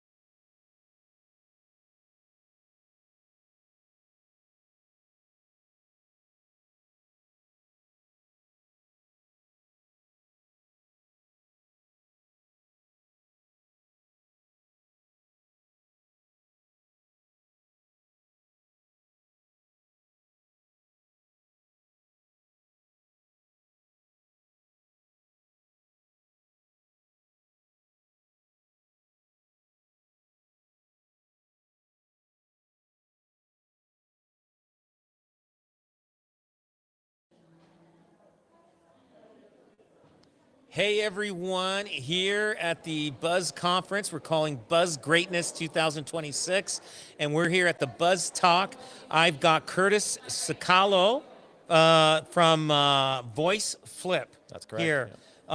So Curtis, listen, I didn't prep for this one. Tell me what you do. All right, so VoiceFlip has a product called Artie, which is essentially a support tool for MLSs, associations, and brokerages. It's an AI tool. If you're an agent, you have I recognize the word Hardy. Like I think it's coming to me now. yeah. So if you're an agent, you have a question, and it's like Sunday night, 9 o'clock. You need to get a question answered right away. Your association doesn't have 24-hour support 7 days a week. You text our agent, Artie. You call Artie. You WhatsApp Artie. You go to the website and you talk to Artie, and you get an answer right away. On anything to do with real estate. Anything to do with real estate. You want to know if the house you're trying to sell a client is, you can use it for an Airbnb, you ask Artie, we'll tell you. Are you kidding me? And, No. and this is all AI. It's all AI generated, yep. So I can call in a hotline Yep, and ask a question, yep. and it'll give me an answer. Yeah, exactly. One of our top questions we get, is something like, hey, I actually entered a listing incorrectly. I, put $1 billion listing in when it was only supposed to be $1 million listing. How can I correct that, before anyone actually sees it, stuff like that. And we So- give you the steps, and then you go and correct it, and you're off. Because you broker loaded it, and is that what you're saying, to change it, or? Yeah, so we give you the instructions how to do it. Oh wow! And then you can just go in your MLS or whatever the tools are you use and go make the changes, and then So good to go. does this work with? So Hardy has to have knowledge, all different. What do you call it? There's Matrix in Hamilton. You got Treb. Yep. Like all that stuff. Hardy's got all the information. Well, yeah, so we sell to the associations and MLSs and brokers. Right. They're our clients, so they load the information in for us. So they give us their information. We all load it into our tool. We build a small language model for them. So you'll have heard of OpenAI and all these other Right, tools. right. They are large language models, so they know everything about everything in Right. theory. Our tools only know what we feed them, which Right. is very important. So your MLS, your association, your brokerage becomes a single source of truth for all knowledge real estate for you. Who would buy this? The brokerage or the agent themselves? The brokerage or the MLS. Yeah. Or the agent themselves? No, No, the we don't- brokerage would buy it. Yeah. So the idea is, you're a broker owner. Your agents call you on Sundays because they have questions all the time, or Saturdays. Right. This way, they don't have to call you. They can get a response immediately. They can from get. Artie. They can. So it makes your life better. Makes their life better. And Are a lot of brokers using this yeah, system? we haven't actually marketed to brokers yet, but we've signed about 7 in the last month or so. Oh, wow. Which is, we're primarily MLS and association based. Gotcha. This year, we're starting to do brokerages. How long you been in business now? We started selling this product last year. Okay. We've signed 25 associations last year in Oh, wow. MLSs and a handful of brokers, as I mentioned. Oh, that's amazing. Yeah. So when you're demonstrating this to somebody, what is the most impressive thing that people are in awe when they see this? Ooh. There's got to be a few things. Yeah, there's a couple. So it speaks 20 different languages, Oh wow. Okay. which is big in Canada, but in large portions of the U.S. too. There's a lot of agents out there who can't engage with the MLS or association or brokers Right. because there's a language barrier there. Yeah. The training material is usually only in English. So this is ideal for agents that they speak a little bit of English, but they have their license. Yeah. But they can actually hear what they need to fix in their own native language. Exactly. Yeah. Which makes the instructions obviously easier. It speaks back to them in their own native language too, which is super helpful. But besides the language thing, it just answers right away. Yeah. I love MLS as an association, but a lot of them think that agents always want to talk to them, Yeah.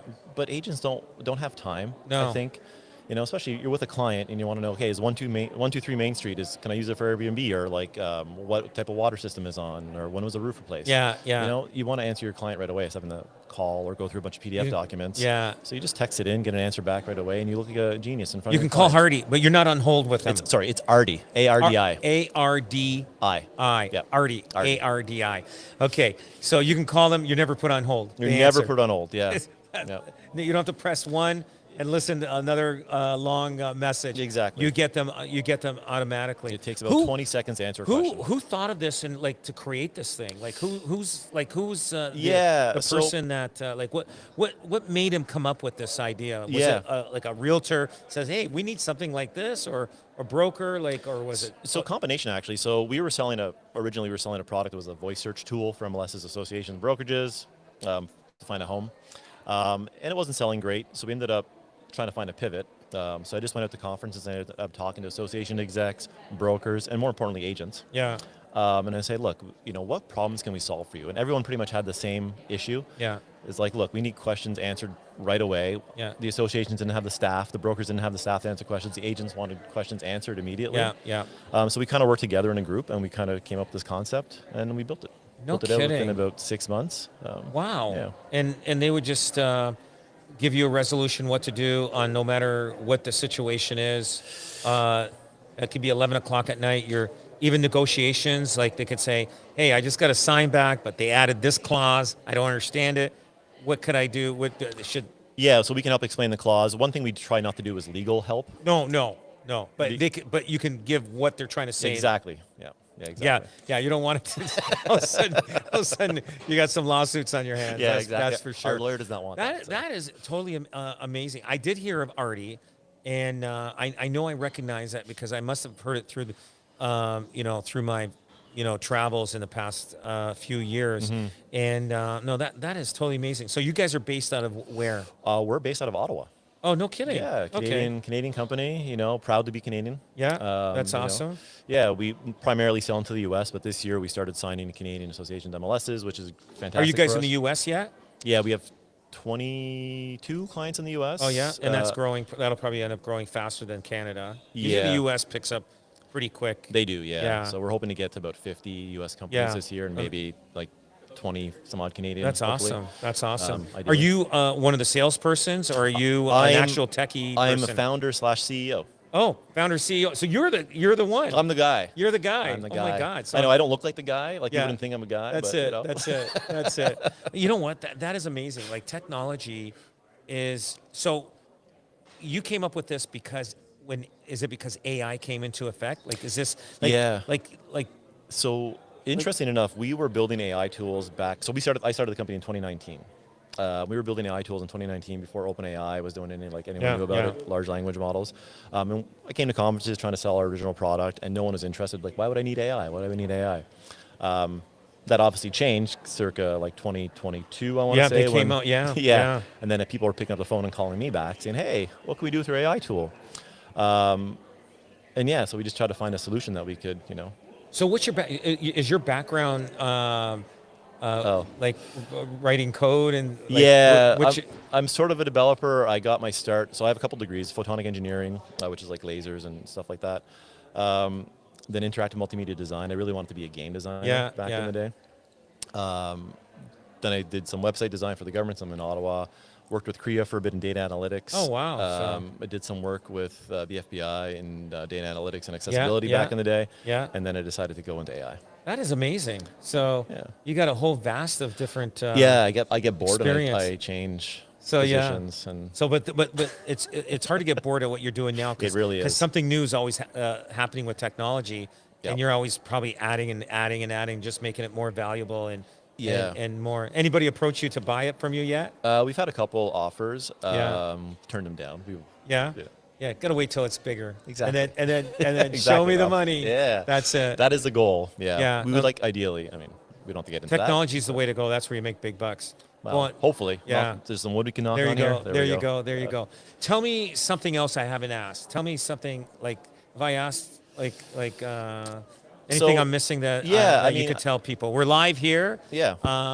Tell me what else. So our whole theory, or let's say thesis and goal with Artie is we think realtors don't adopt technology because They don't. Yeah, but the reason is because technology is hard to learn, and I build technology, and I hate learning new technology. Yeah. Like it's gonna. So s- now you have the understanding how the mind works. Yeah, like Yeah. I just even if tech I use changes its interface, it Yeah. annoys me, right? Yeah.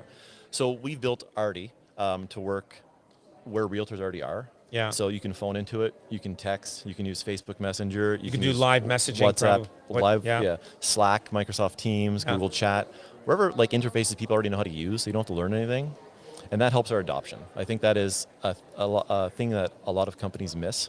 Yeah. You know, because no one has time. You're like, realtors are busy.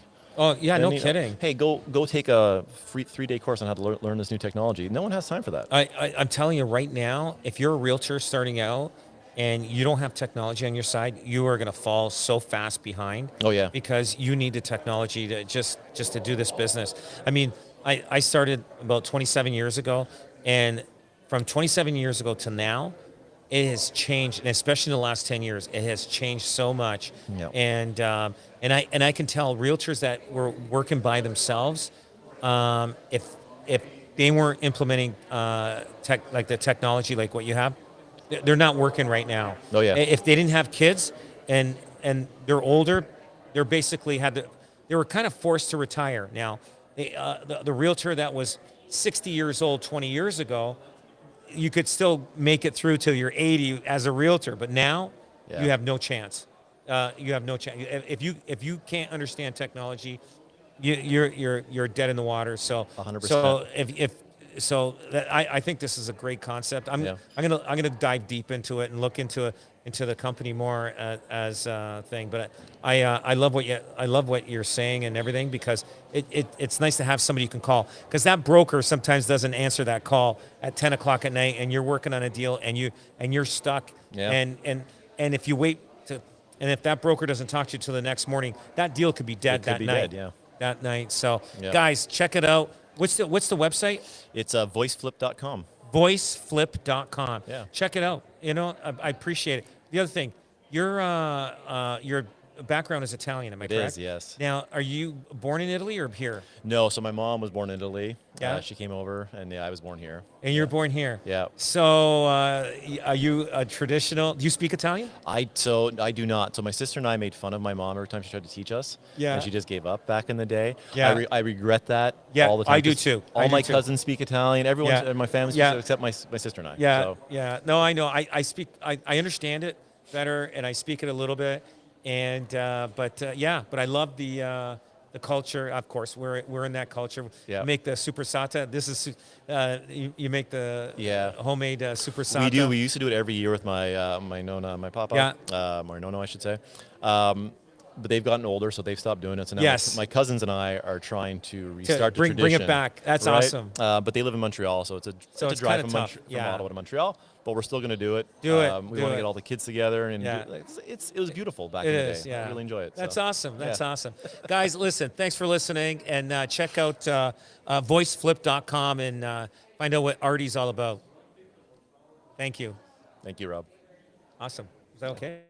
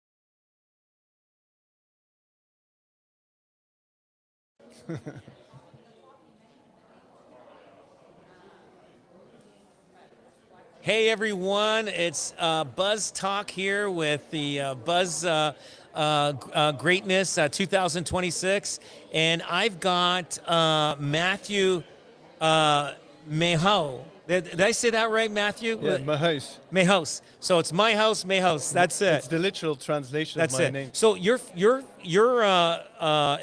a landscape architect. His company is called Paulina Landscape Architects, and he's from Belgium. But your first language is Dutch. it's Dutch. Yeah. Oh, I thought it was French. No, that's my second language. Oh, that's your second language. Yeah. Oh, okay. I gotcha. So, so obviously, landscape. I mean, anything to do with flowers and everything Exactly. is obviously Dutch. They got that market cornered. Yeah, exactly.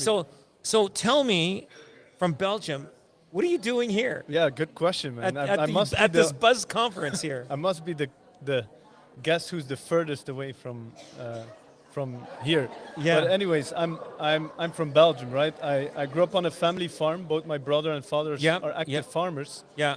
And as I grew up, around the age of 5 years old, I became super intrigued about plants. Like I had my Gotcha. first garden Yeah, when I was yeah. 5 years old. I was like, how do plants grow? I was just in awe of starting my own garden.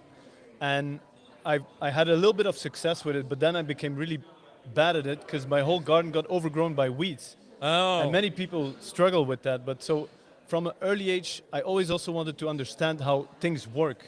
Like how does something even mechanically work? I had toys of my sisters. I would break them open just to understand how it works. And so fast forward, I studied landscape architecture. I did like the whole conventional system, but I didn't really feel that I understand how nature works, because if you understand how nature works, you can use that knowledge to apply it on projects. And I traveled the world for 2 years. I went to many amazing countries where they're doing good practices. And then I actually wrote a book about it called 12 Universal Laws of Nature. Wow. How to get the most potential out of your land. A few other things happened. Now in business for 5 years, but what we really focus on is when you understand how nature works, you can use that knowledge and apply it on real estate and how you manage properties, and then the costs drop. It looks more beautiful. Yeah. Property value increases. Like So you the would list goes on. design an architectural design for Yeah. landscaping Yes. someone's front yard, backyard, Exactly. pool, Yeah. everything like that. Yeah, we do Gazebo, also outdoor like- kitchen, pavilions. Exactly. Yeah, we start from small backyard gardens. We've actually done one in Hamburg in Germany. It's a very small garden, but we like completely transform it into something really cool. But we also do big developments and master planning. Right, because the right. earlier we can be involved, the less mistakes are made. I see it like people are spending huge amounts of money, and yes. plants die, irrigation systems Yeah. fail. It's like They're putting the wrong plants in the Exactly, wrong all of like that. areas of the yard. You're So correct, Rob. is it as expensive in Belgium as it is in Canada landscaping? it Like, depends. You could What spend do you know the square meter price roughly? Yeah, like you could spend you could spend $500,000 and you know you get a basic landscaping. Now because of cost of construction and everything is more money. Has the same Oh, thing yeah. happened in Oh, yeah. where you're Belgium? Definitely. I think- cost of construction's a lot more now than it was 5 Since years COVID, ago. materials gone Yeah. up, prices gone Everywhere, up. Also, a lot of nurseries that stop, and then not as much plant supply anymore, so prices also skyrocketed for a Yes, moment. So it's yeah. definitely more expensive, but I don't think as extreme as in Canada. So no, it's pretty expensive in Yeah, Canada. yeah. So what I did with my first landscaping project when I hired the company, they gave me a whole design, layout, everything, 3D, and and they did it to the T exactly. Like you could actually see it. Yeah. And then I'd love to see but that. the same landscape today, I think, would have been probably I'd say 50% more Wow. cost, maybe more than that. And how Like, many years? so my first landscape project was 2015, and then through there, I did three other offices. That was my personal residence, and then I did 3 offices of landscape design work amazing. outside. So usually, any of my offices, my landscaping is beautiful. That's so cool. I get compliments all I'm the time. curious to understand why you were so drawn and put a lot of focus on, because most people they're just They don't. If I drive up to a place, I like to like I want something nice to drive up to. Yeah. Yeah. So, and I do, and once you spent money landscaping, you kind of are immune to it. Now you will do it for your other properties. Yeah. But it's the first time, the first bill that you get, like it's not cheap. No. It's not like I had one property that I was showing a client of mine, and it was about, I think, 1 or 2 acres. I said, you could spend $50,000 on trees and it still looks like yeah. you didn't do anything here, because it's so, like, trees, they add up to a lot of money. Exactly. And you got so much land here. Yeah. It'll look like nothing happened. No. That's how expensive I landscaping agree, is. but I also, what we found out is, like, again, when you work more with nature, that you can also go into more phased approaches, Right. and actually let nature change over the course of your development too. So, for example, using more annual plants in the Right, beginning right, that are fairly right. inexpensive, and then as you go, maybe you make more money and you can reinvest in improving the properties. But Now, most- are plants cheaper to buy in the fall? It is here in Canada. I'm not sure how it is where you're from. It's pretty much the same, but it is the best time to plant is in the In the fall. because But- that's high demand. And Right. Over here, we find that usually the cost of buying plants is a little cheaper when it comes in the fall time, buying cedars and stuff like Yeah, that. definitely. Now, in Belgium, would you guys have the same plants as we would in Canada? Like the weather, you guys have winters there? Or? yeah, we do. We actually had snow this year, which is very rare. Oh, so you don't get snow like no, we do? no, not like here. No, I've think never that- seen as much snow. I think in the my whole life. world got snow snow this So, year. So yeah, it's yeah. No, it's definitely a different climate. We have a lot of plants that are that we can use in both Right. climates, like hydrangeas do well Right, here. right. Same in Belgium, but yeah, there's more challenges to this climate than the same Gotcha. in Belgium. It's more Now- temperate. Now you're here. You were visiting somebody here. Yeah. And the Buzz conference happened to be nearby, and they suggested you come to Buzz. Yeah, exactly. So what is it? Who are you seeing here? That was it just a friend? Were you just vacationing, or were you here on business? No, I'm. So I come every 3 months to Toronto because one of my business coaches is from here, and we have it every 3 months. It's a business immersion. So Oh, we I- learn about thought leadership, how Oh, to no speak kidding. on stage, how Oh, to. what company's that? It's called eCircle Academy, and it's eCircle. run by Nikki Belou. Okay, no, He's never. a great yeah. guy from Iran, actually. And Um, it's here in Toronto. he's here in And Toronto. of all in the world, you picked Yes. the coaching Yeah. company from Toronto. Because actually, I wrote my book, right, and my publisher is here in Canada too. oh wow. And so through my publisher, I got to meet Nikki, who I So work how long with. you been on this coaching program with It's them? been actually 2 years going into my third Oh, year. no kidding. Yeah, no yeah. kidding. Has it helped you? Oh, like crazy. Like I just 2 weeks ago, I signed my first 6-figure deal as a landscape architect. So that's wow. just for the service, not for the plants or anything. It's a big project out in Costa Rica. So you do landscape architectural anywhere in the world? Oh, anywhere in the world. Yeah, we Wow. have clients in 5 continents. Oh, Yeah. no kidding. Yeah, yeah. That's amazing. So That's we're amazing. also looking to expand here in Canada because I see a lot of mistakes being made here that are unnecessary, very expensive, and So what's your website?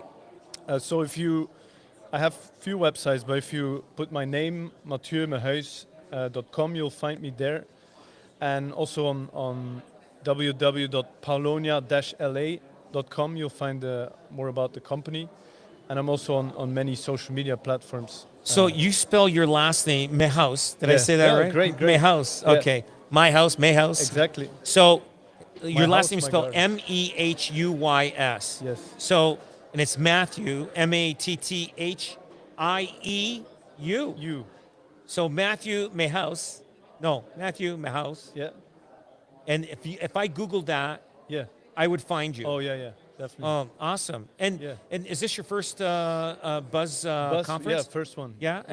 Are you picking up anything? Oh or- yeah, very much. I've Yeah? making great connections with just talking with EXP. Yes. Yes. They're also interested in looking at like nationwide how can we improve landscaping practices because it's a big business and It's a lot huge. of money is burned. Like Yeah, a lot of yeah, I see like people yeah. spend like yourself, a lot of money. I spent probably $1.5 to $2 million in the last 10 years. Wow. And I on hope you landscaping. didn't have to replace too many plants. Because No, so everything's in you place. got a good partner. No, I hired really good people. Nice. And if anything did burn or anything, they'd replace it. replace it. But no, Yeah. they were good. I hired really good landscape Yeah. companies. And even if you go into like maintenance, this is like, I tell this all the time, the whole landscaping industry is not made to help landowners or realtors Yeah, because they're paid per hour. So they Right. have no incentive whatsoever to do a good job. right. They right. do what is commonly known as they mow, they blow, and they go. That's it. And yeah. they send you a nice yeah. big invoice. That's it. That's and true. I'm in the industry too. Yeah. And it's not that they're evil. No, or no. You anything. need special people to manage Yeah. the And you need to understand how nature works, and then you can start optimizing. So Yeah. I'm more an advocate of actually rewarding people for the results Yeah. rather than paying them per hour. That's awesome. Yeah. Very nice. Well, listen, I appreciate your time. Thank you, Thanks Rob. for Thank you coming on. Yeah. And we'll look for you. And anybody, if you're looking, I would definitely look into Matthew Mayhouse. and again, the website is again? So Mathieu, Mathieu, then my family name Mehuys, MEHUYS.com. .com. Awesome, guys. You heard it here, right at Buzz Conference at Buzz Greatness. And this is Buzz Talk. And we'll see you next time. Thank you very much, Rob. Thank you. Nice.